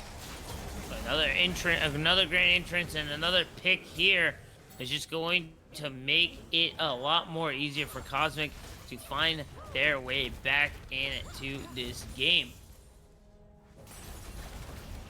And now they're gonna head over into the tier 2 tower. Gonna set their sights here for the base tower as well too. I don't think they can close out just yet, but they are going to definitely try, and they're going to definitely try to here. Cataclysm going to go. The exhaust as well too, going to force Scooby on out. And now they might try to get this inhib as well. As Nick Bob tries to fight against the entire world.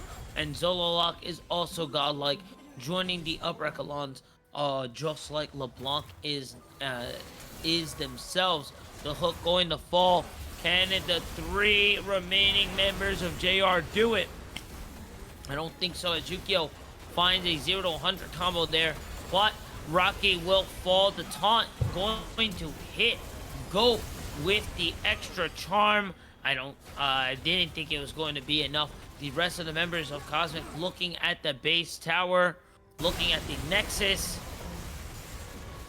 And I think that is all she wrote. The guy in the helicopter from the future was right. And we are going to game number 5. You know what I got to say about that, Huey? Right. That's it. That is okay, it. they were a really good back and forth in that game. At a point, I honestly really thought Jolly Roger was going to take it. When I saw the scaling Veigar, someone even in the chat said the LeBlanc was playing like a cannon minion. Whoa. And that was when they had 2 kills, and then they just really, really made use of the Jarvan Shen combo. And the fact that like Rakan could ball on top of that as well. They really, really used so much of that utility that their comp offered so well. And even when they didn't have a gold lead, there was just nothing that Jolly Roger could do in the fights. I really, in retrospect, do not like the Draven pick. I think you take something else that just scales more safely, isn't that aggressive. Because like we've mentioned, XSV, I think, does have a genuinely better bot lane.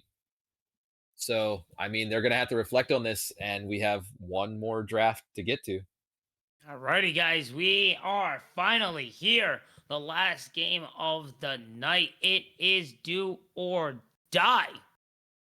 With that being said, this will be the last break, so be sure to grab your popcorn, grab your drinks. We are almost there, guys. And everyone tuned in and keeping it locked on this late run. Thanks so much. And of course, big shout outs to production as well, too. And we'll be right back.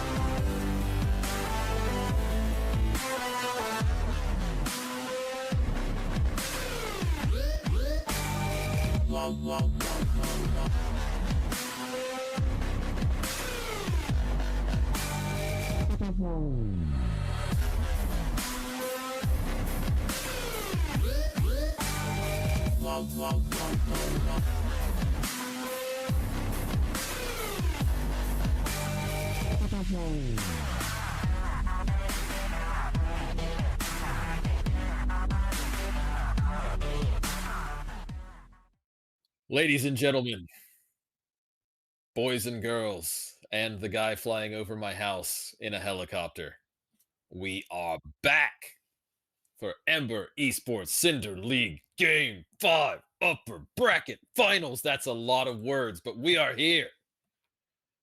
I am joined by Huey, and we are going to get into the last draft of this set here in just a moment. Immediate Zerath ban by Cosmic, respecting the GOAT being the carry for Jolly Roger. Assumedly, another Xin Zhao ban coming out from them as well. Corky ban has been consistent the entire series. Miss Fortune is one of the last Wombo champions left. Got to be careful with Orianna still being on the table. Would be surprised if she's not picked in this game, if not banned. Jolly Roger again targeting that bot lane with the Tristana gone. Now the champion pools have to be pinched, and the Aurora ban coming out from Cosmic, giving the respect to GOAT. Even though Aurora is not personally in a good place right now, GOAT will pick it if it is open. Both these teams have come firing on all cylinders for this game 5. We're going to see where we can get to. Hopefully, you know what? I have a bold prediction here, chat. One of these two teams is going to grand finals. And one of these two teams will either reverse sweep or not. I know that's a little bit of a hot take. I know that's controversial. But that's what I'm sticking with right now. I've pondered my orb, and that's what I came up with. Jinx is not surprising as a lock here for Cosmic. The fact that she's made it this deep into this series without being picked when she's as good as she is absolutely crazy. Wouldn't be surprised to see like a Caitlyn counter or something here. Not necessarily a counter, but just something that kind of plays neutrally into the lane. The ADC pools are obviously very pinched at this point in the series. So we're going to see here as they're taking their sweet time to lock this one in. Not what I expected. I feel a little bit deflated seeing the Jhin into the Jinx there. Not exactly what I thought we were going to be pulled out. But you know what? If it works for you, it works. Like I said, the pools are very pinched at this point. We were already dipping into the Draven last time. I would just be very careful for Jinx getting excited, can just tear through a Jhin in like 2 seconds, especially if he doesn't have fourth shot at the ready. Rumble, really safe blind pick here. Goes top, goes jungle, goes mid. Incredible flex. I'd like to see Jolly Roger actually use the flex and pick support in round 3 here. Or excuse me, red 3. I genuinely think that that's what we're going to see, is that they lock support. Pantheon for Cosmic is somewhat of a takeaway as well. We know Jolly Roger Marth absolutely loves and plays Pantheon a ton. Was surprised we actually didn't see it yet. So Cosmic is kind of saying, like, not only do we play this and play it well, we're also taking it away. If I am correct, I believe it's Marth's most played champion, and it's not even close. We're going to see Leona come out there as well. Very safe. I really do think Jolly Roger should lock a support here. I would really like to see the support be brought out so that keeps the Rumble flex alive. If they don't, I think it's kind of a fumble of the draft. Remember, still got 4 more bans. Mid lane pools are pinched. ADCs have been locked in. I expect mid lane pools to get pinched even harder here. Top laners, they all reigning plays a lot. Good job with the Renata. I actually really like that into how heavily the auto attacky the Jinx and Pantheon are. Really, really expecting some mid lane bans here. Maybe a single top lane ban, but with the way that the pools are pinched and the fact that the top laners both have very deep pools, I expect some targeting here.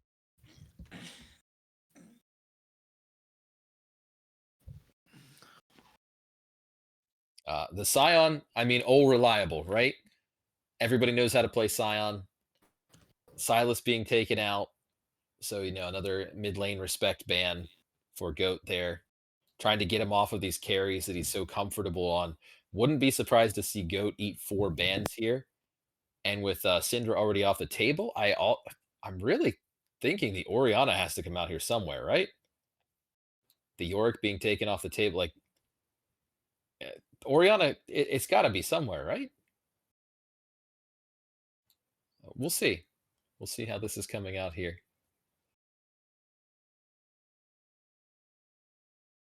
They're really taking their time. I mean, this is the most pivotal draft they could have. This is, If you lose this and then lose in lower bracket, I did talk about Garen support back in game 1 when we went this far. I know it's not obviously Garen support, but the idea of going this deep into the draft where you're busting out the Garen and comp is where we're at, as it is 12:30 on the East Coast, where most of the players are in our league. Imagine locking Game 5 Garen at 12:30 at night. Cassante is not a good pick into Garen. In fact, there is no stage of the game where Cassante ever wins or even comes close to winning against Garen. Raining may be looking at it for like the team fight angle, but it's pretty much the worst thing you can pick into Garen. It's Really? one of yeah. Garen's considered. Welcome back, Huey. Hey, hey. Yeah, Garen is considered one of the hardest counters for Cassante. Interesting. He just silences him and then spins on him and then pops his W and then walks away. Like Cassante sitting there and doing 44 abilities, it doesn't matter. And yeah, just as a little stat for you here, Huey, looking for Emerald Plus, and even if I swap it to all Elo, Garen wins against Cassante 60.74% of the time, which is 8.88% difference against Cassante than the average opponent. Even normalizing for one tricks and outliers, Garen has a boosted 5.29% win rate against Cassante. That's how big of a counter it is. It's almost as big of a counter as the Malphite Silas. Okay, wow. That's a tough one. Yeah, I mean, also a shocking one to say the least, honestly. And it is confirmed, locked in. The brand is actually really, really good here against how much HP is going to be on the XSV team and how balled up they're going to be. Brand also plays really well into Swain in the lane, so obviously that's a. Is that Garen jungle? Is it Garen jungle? I think no, it's got to be Rumble jungle, right? It's got to be Rumble in the jungle. You would think, right? It's got to be, and now I can't. But stop it is 12:30. It is 12:30. I just, man, Huey, Okay, my son has a toy as we get onto the rift, and the toy goes rumble, rumble, rumble in the jungle, jungle, jungle, and that's what we're getting in this game. Thank gosh. We got it confirmed, locked in. Welcome to Summoner's Rift.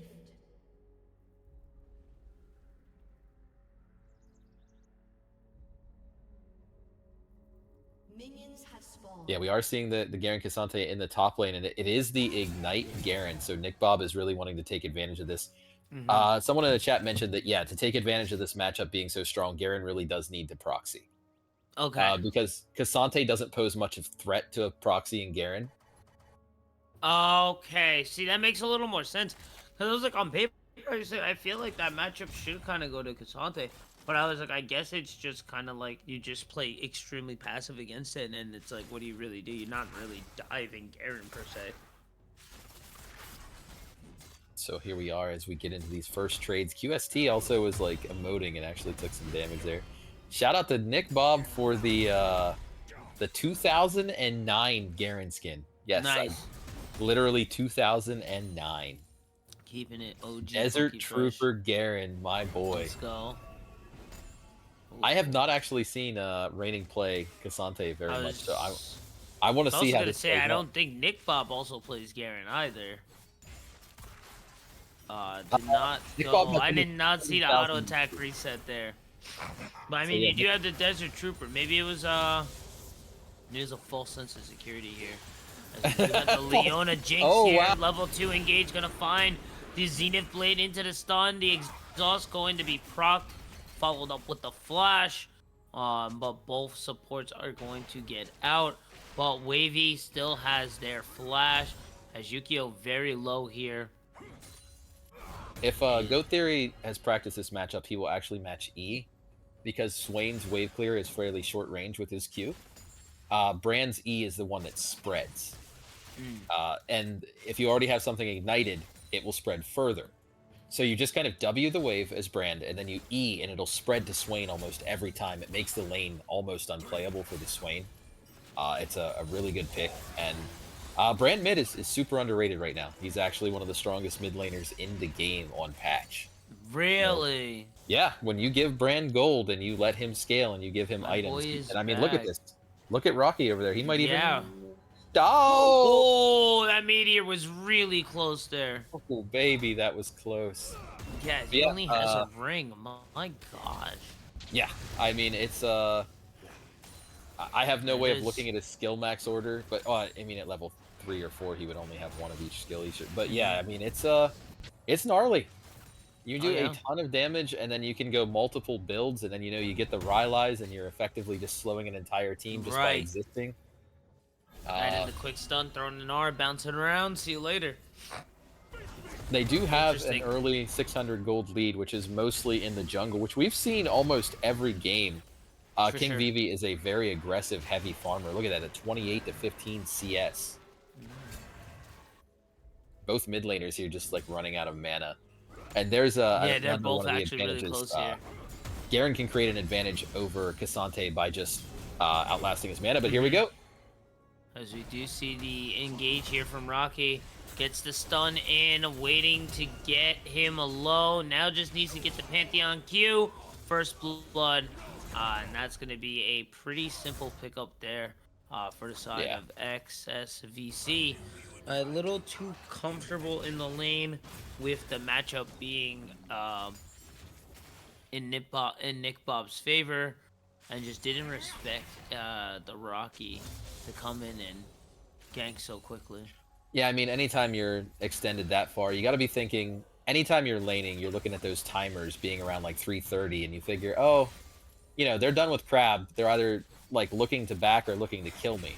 And if your jungler isn't up on your side, you have to be like, well, then they're looking to kill me. It's something, it's just like, it's that sort of like top laners, like intrinsic knowledge, just like 340, I'm not pushing. You're free to push if you want, but I'm not joining you. I don't want to end up being the prophetic man in the helicopter flying over Tame's house at midnight that knows about the future. That's what happens, man. That's what happens. And it's a spooky, it's a spooky place to be, because now with being in quote unquote advantage, now you are behind. The Sheen is now in the pocket, and who knows what Raining can now do with this little lead. And Nick Bob is just spinning through the wave here, and you can see there Raining puts up the shield. That's not really, you don't really want to spin through the wave. You can just kind of hang out on the wave and just sort of play it neutrally.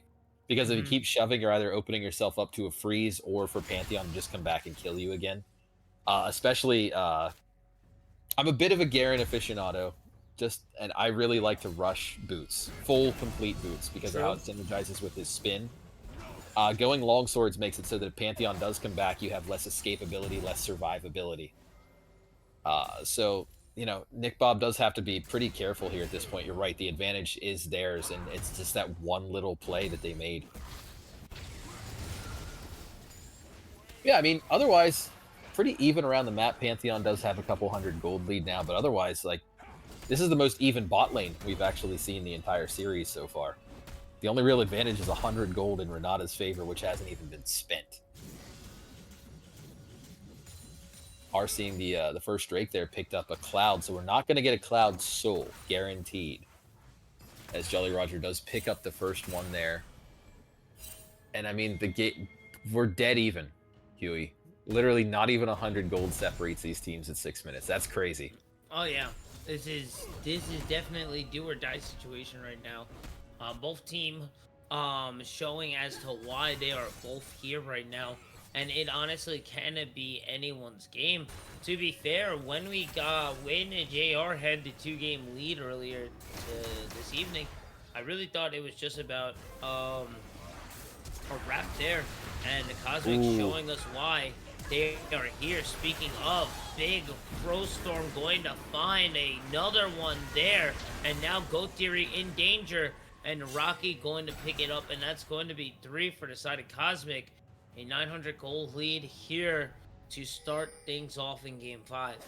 Just a really wild flash forward there from Vivi. I don't know what you're really looking for, just like...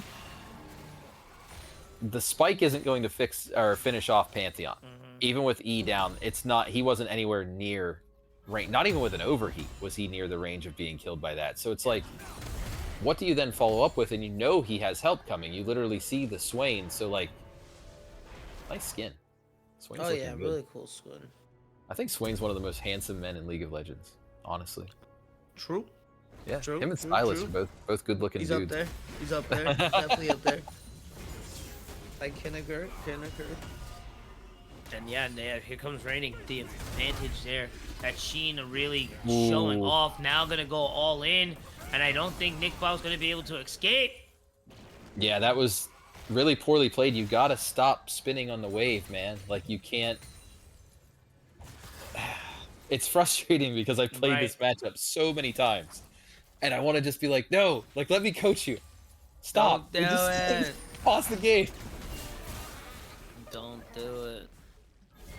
I don't think Rating's really in any trouble here. No, he could even jump away if he has to.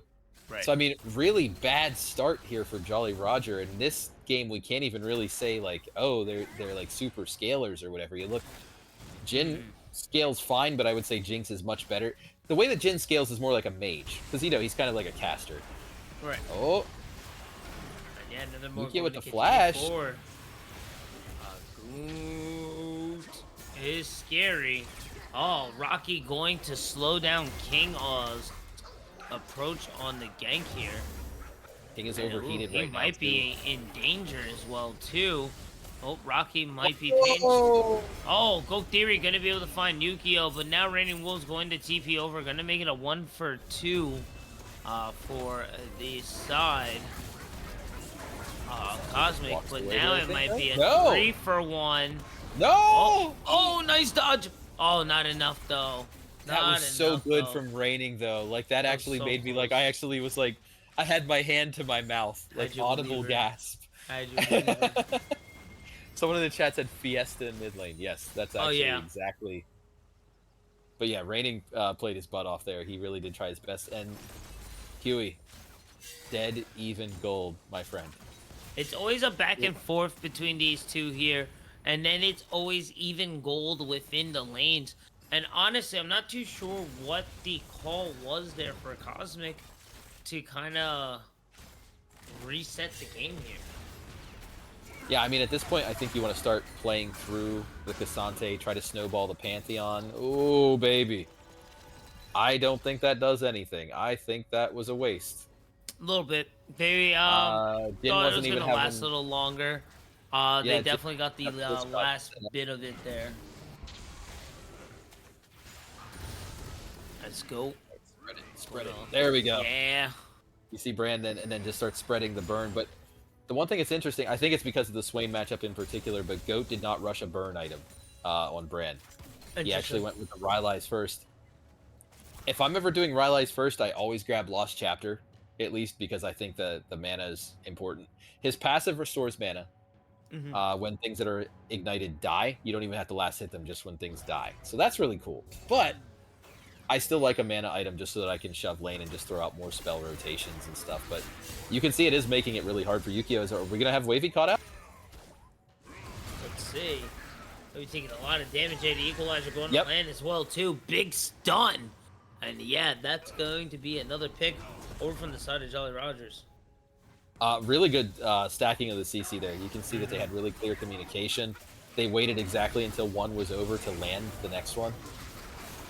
And then, you know, they are going to be grabbing a second Drake here, which, you know, you're letting them Drake stack this early in the game. It's bizarre because I feel like XSV inevitably has emotional momentum because of the situation that, you know, they're coming back into a reverse sweep. But I feel like right now, Jolly Roger has, like, map-based momentum, which, you know, XSV is looking to counter by picking up these grubs. Nick Bob, I don't think you want this smoke, man. Nick Bob, I don't think you want this smoke. Pantheon will jump on you. And yeah, full CC lockdown going. But he had to try to find and try to get a little something. But it's not going to be enough as now running or Raining going to full commit find two with Rocky. Nice rotations there. And now the gold has flipped back to their side. why even force that? I don't I understand. It don't felt like know. he wasn't on the same page Mm-mm. at all with his team there. There's no reason to force that. And like, you know, the equalizer isn't up because it was just used in the mid lane. And then Yep. one thing that's unfortunate, remember how I mentioned the mana item? Goat joined that fight on the back end and just had no mana. He Yep. had enough for like one spell. Brand is a very mana hungry champion. A lot of times I'll even play mana flow band on him on top of everything else. It's fair. But yeah, I mean, it's only a 1K gold lead, but for Jolly Roger right now, they're probably feeling worse, which I think they did last game too. Let's see what happens here is we are moving into the 13-minute mark here. Items already getting built already. Leandry's onto the Rumble. The Rylus has already been built or ran for a while. Stridebreaker as well for the Garen. I don't think it's been too much more fun in the top side. For Garen. Yeah, depending on what Cassante builds here, you know, he has the Frozen Gauntlet. You could opt into the old school Bruiser Garen build and get like a Cleaver here, which is a pretty good one. Ooh. Handshake. Oh, hand shook. Nice little dodge there from QST. Being like, nah, I don't need that. It's a lot more than just a few dodges, though. Kind of bounce back into this game. I do like this. Force them away from the minions. And make them take the long way around. Yeah, so as we get into this mid game here, obviously Jolly Roger wants to be stacking that next Drake, and obviously XSV needs to stop them from doing that. So I'd look for XSV to be starting to get some vision here very short. Oh, here we go. I think this is a vision that they need. They have the insurance, but it's not going to be enough. The rotations from XVC is looking nice, or XSVC. It's looking very nice. 9-4 right now. I'm trying to extend his gold lead by almost 2K. As we only are only about 2 minutes away from Drake here. And I may be wrong, but again, isn't that another one that Jolly Roger opted into? A little bit. Yeah, and then Leona countered with the ult. I don't think Leona was the initial engage there. Oh, King BB. Oh, King BB, what do you have no business? That's not where you need to be. At least took the 1-for-1, but you know, got the shutdown, so I guess it could be seen as advantageous. Rumble does now have a 60 gold lead over Pantheon. 2K all over.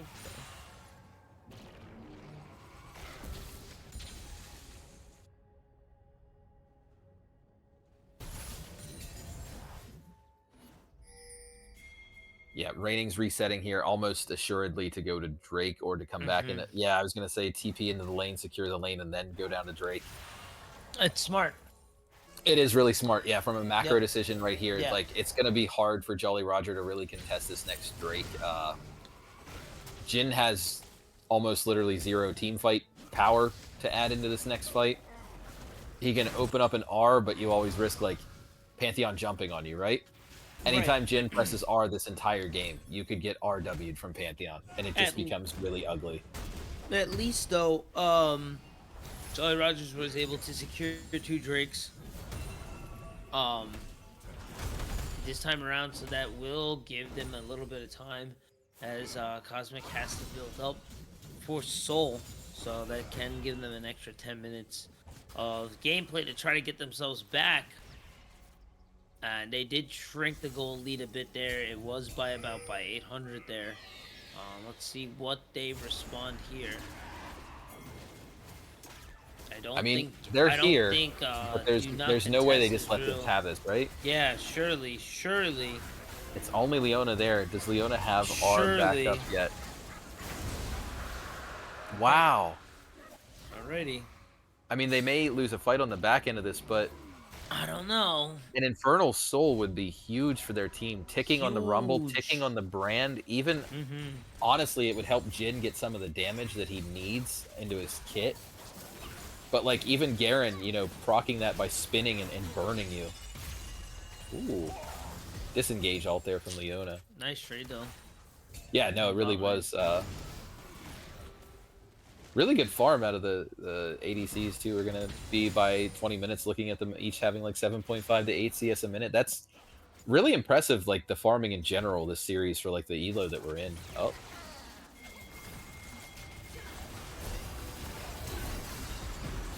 Swallow work as we get into BT Insurance is going to drop onto Scooby, but that's still going to be another one falling. As we do see King Vivi going to go down as well. Only 2 members left on the side of JR. Oh no, they hand shook out of the brand. I don't know if they can get it. Oh, Rocky going to take a tower shot. They may get it here. Passing the fire around. Cool Theory with the flash. And I think the shield is going to find the trade there, but is it going to be another 1-for-1 for it? Can Goat his way through? I'm not too sure there. That was so devastating that Goat had a W down, and Renata QSD actually hand shook the person out of the brand W, or that would have been an additional kill for the brand there. It was nice though. Brand is building into a burn item now for what it's worth. in the top, it's just like these 2 angry, diametrically opposed men just hitting each other. And look at how little Garen does now. Like, I don't think even with the you get the flash, but even with the equalizer, I don't think you get the 2v1 there. Like, even without flash, I honestly think Raining just walks away. We're flashing everywhere, Huey. Oh yeah. You'll have to forgive my cognitive decline. It's literally 1 in the morning, but we be flashing. I'm sorry. Yeah, no, we are definitely flashing here. I had to get up a little bit. I'm sorry. like, are you slouching in your chair? Oh, Are you yeah, going man, down? I'm slouching in my chair. I'm going down. I gotta give it to these guys because they're playing League. We're only talking about it, and my mental is a little fried here. So to play we're on hour 5 4. games straight, oh, that's rough, man. As we do head to the top side right now. And it's just a big noodle fight. Yeah, I mean, at this point, Garen is not building correctly. He built the wrong boots, objectively the wrong boots. You really do not want stompers on Garen. If anything, you can get some Swifties instead of Tabis. And he also did not even try to build into either. I mean, it looks like he's anti-heal. He didn't go into Cleaver. I don't think it's a match that Nick Bob practiced a whole lot, if I had to guess. So he's making this a lot harder for himself than he needs to be. That's there. Do you ever hear the term losing to the shopkeeper? It's true. Yeah, you can lose to the shopkeeper. And as we look around here, Rumble actually does have a really good build. I love Shadow Flame. The Shadow Flame's a great pick. Yeah, it makes into everything. The Swain, into the Swain, the Pantheon, into the Cassante as well too. Leandries is always a staple on to the Rumble. Where would you want the Rumble to go next, though? That's a tough. I mean, he could get a Rylai's, but Rylai's slows don't stack, and Brand is going to be largely applying that to everyone. So where he goes next is actually a really good question. You don't want him to go into like a glass cannon item. Maybe Riftmaker? So he can stay in the fight longer? But yeah, normally you'd be looking at like a Rylai's here. Maybe that's something the chat could key us in on. I really think that there's going to be some there's some Rumble player that has like a genius next item pickup in there. You got to be careful in Rumble too, because so many of the items have mana and you don't really want it. Cosmic Drive is another one that's possible. Helps with the chase and everything, gives them some HP.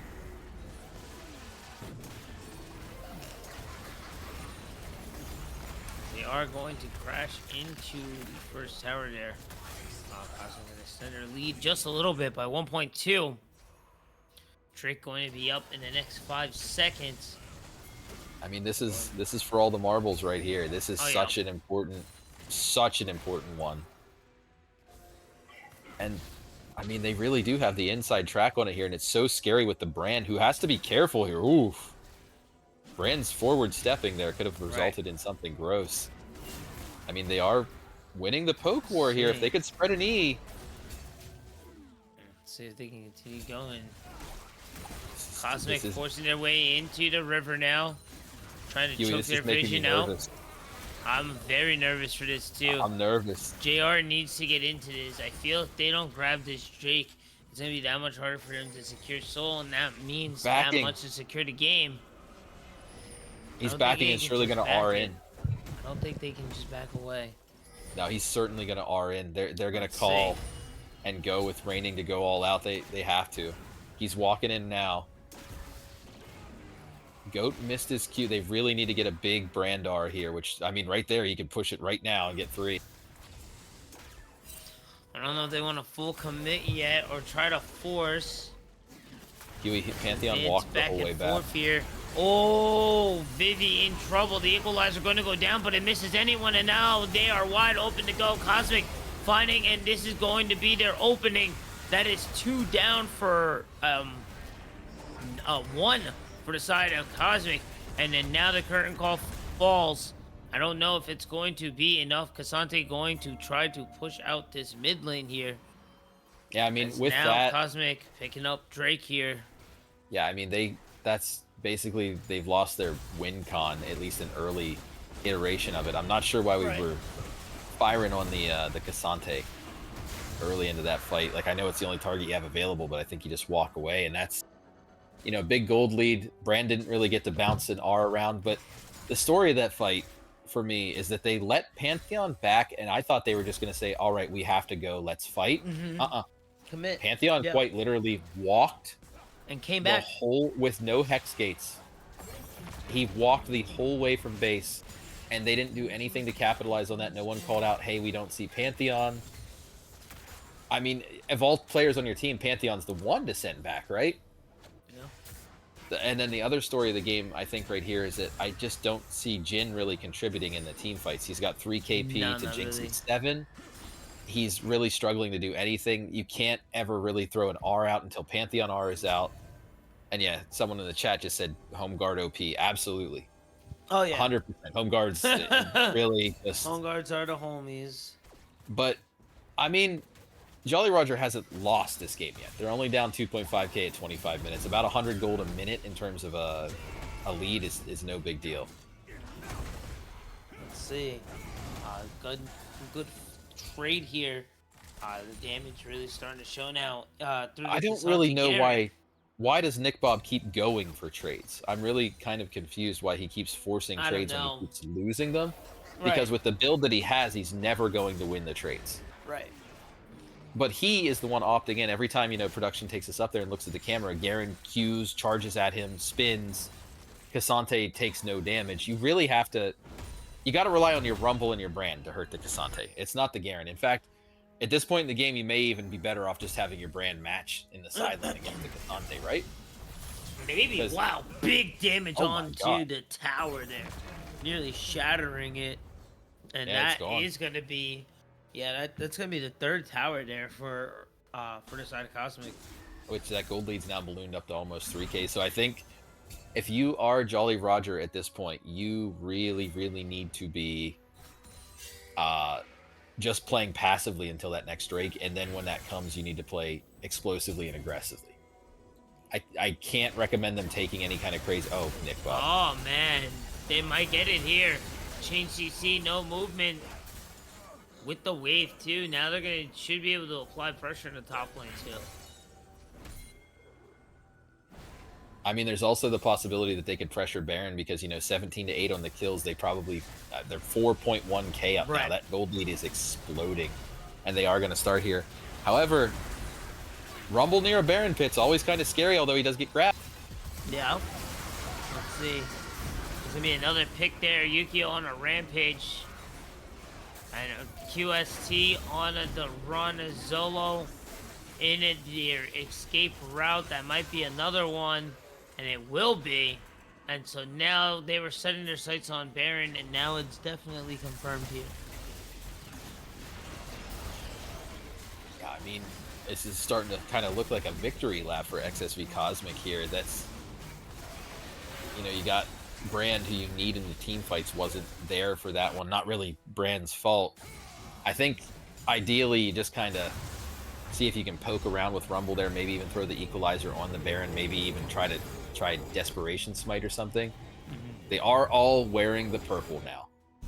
And you know, for them, that's huge. Oh yeah. Especially with their team comp, they don't want to fall off too early. So I'd like this momentum to shift, this push. And just I like to see if they can try to close out here. But it's gonna be a lot harder or a lot easier said than done, and unfortunate. Just being on the side of Cosmic right now, as well as you're doing right now.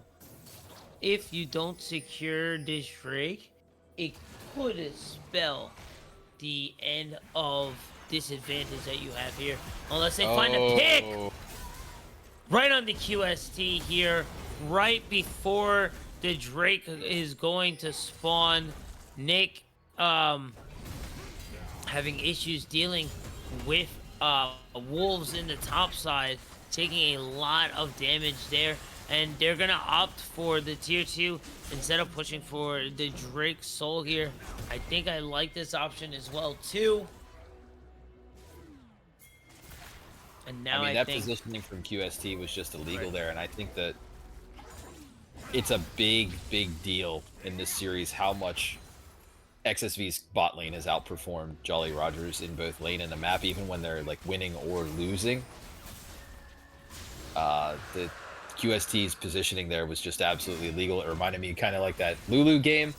You never want to see that, you know? Oh, here comes Rocky. Oh, man. Pantheon's so fast. Right. That was really scary there.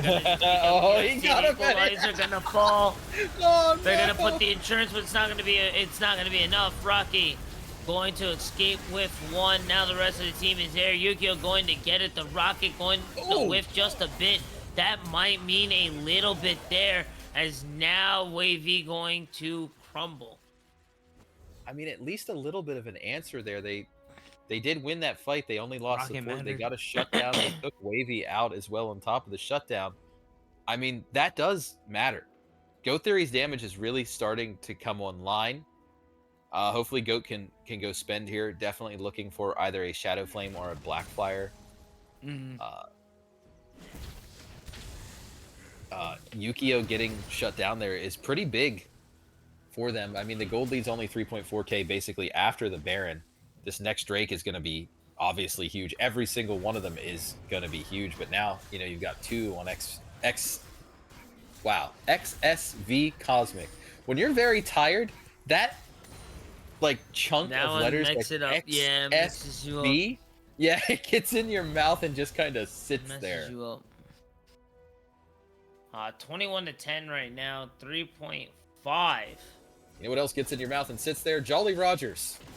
Black Pearl Jolly flavored. Ranchers. Yeah, Jolly Rancher, Black Pearl flavored. Stream not sponsored, by the way. Doing it for free, just for the love of game.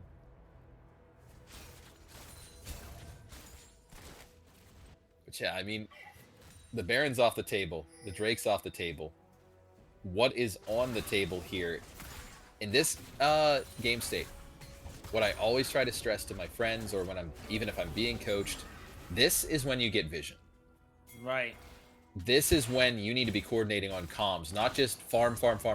Yeah. You farm out to get vision, and then see if you have a great vision advantage, you can even look into taking some enemy jungle camps or something. But and you can see there, neither team really has a forward vision line. Obviously, if you look at XSV, they control the river, which is great aside from the very bot of the river. But neither team right now, I say that, and then XSV starts extending their line, proving me wrong. But this is the time of game for that, because who controls the vision has the initial control of the next objective. Right. And whoever has initial control of the next objective gets advantageous positioning. And with comps like XSV has, obviously you want that advantageous positioning, or obviously you want the vision with like a Pantheon. I mean, imagine, you start off a fight, say just, Goat's on the screen right now, Devil's Advocate. Pantheon jumps on Goat. Fight's already over before it starts. Right. So that vision is going to be so crucial here. And we do see, I mean, look at Leona with 100 vision score. Oh, here we go. Oh, nice pick yet again. Gonna force the flash out. QST going to fall. We're not gonna be able to find a mark there. And Zolo is going to secure that one. With Drake only a few minutes away here. A little less than 90 seconds. Yeah, I mean, I know I said the name of the game was Vision, but oh dear. That's gonna be another one there too. King V trying to defend. And now nice pull from the Nethermore. Go Theory going to fall as well too. And that's going to be the third. That's going to be the eighth. Waiting for the minions. They might be able to close this one back. I think the TP coming in too somehow. Some way. Cosmic with the reverse sweep is going to be the first team stepping into grand finals. I mean, QST with the miracle play, maybe? Let's see, but with this 4 in the lead, it's going to be extremely Do they have the difficult Berserk? Here it comes. Let's No, see. they predicted it and saw it was coming. 7 seconds on Jin, and QST is just going to be shut down. No. Well, I think there's the hype. Wow. Congratulations to XSV on completing the reverse sweep. Wow. That might be a first here, but they finally did it somehow. Congratulations to Cosmic for that. And Jolly Rogers going to have a hard setup in the bottom bracket to fight their way back for possibly a rematch. Man, that just really fell off there. Just so much went wrong for Jolly Roger in that last game. And QST really just getting caught out, 4 times in that last game? 0, 8, and 4. So, support, you're usually looking for 80, 90% KP on average as a support. They only had a 30% kill participation in that game. So that was just rough. Before we go, MVP of the series, your opinion, my opinion. What do you think? Oh, this was tough. This was it was hard to say. I think Jungle played a huge impact for both. Also Top as well. It took a bit. But once Jungle and Top got in order, so yeah, I definitely have to give it to Jungle then. I'm going with mid. My reasoning for Really? mid is that Kyo maybe did not deserve the true MVP performance aside from that LeBlanc game. However, my argument is that they neutralized what is accepted as the best player in this league, played well in pretty much every game, even when they lost. I mean, they had one rough game, but the fact that they neutralized and then excelled. I mean, even in that last game, the Swain was right there with the Jinx for damage. I think Yukio actually really redeemed themselves here and outshined, especially that LeBlanc game, and did exactly what they needed to do to win the series. So for me, I'm giving it to Yukio. Oh man. All right, guys. Well, with that being said, until next week, guys, be sure to follow the socials. Stick into the Discord to stay kept up with us. And until then, stay hydrated. Love your mothers. Peace.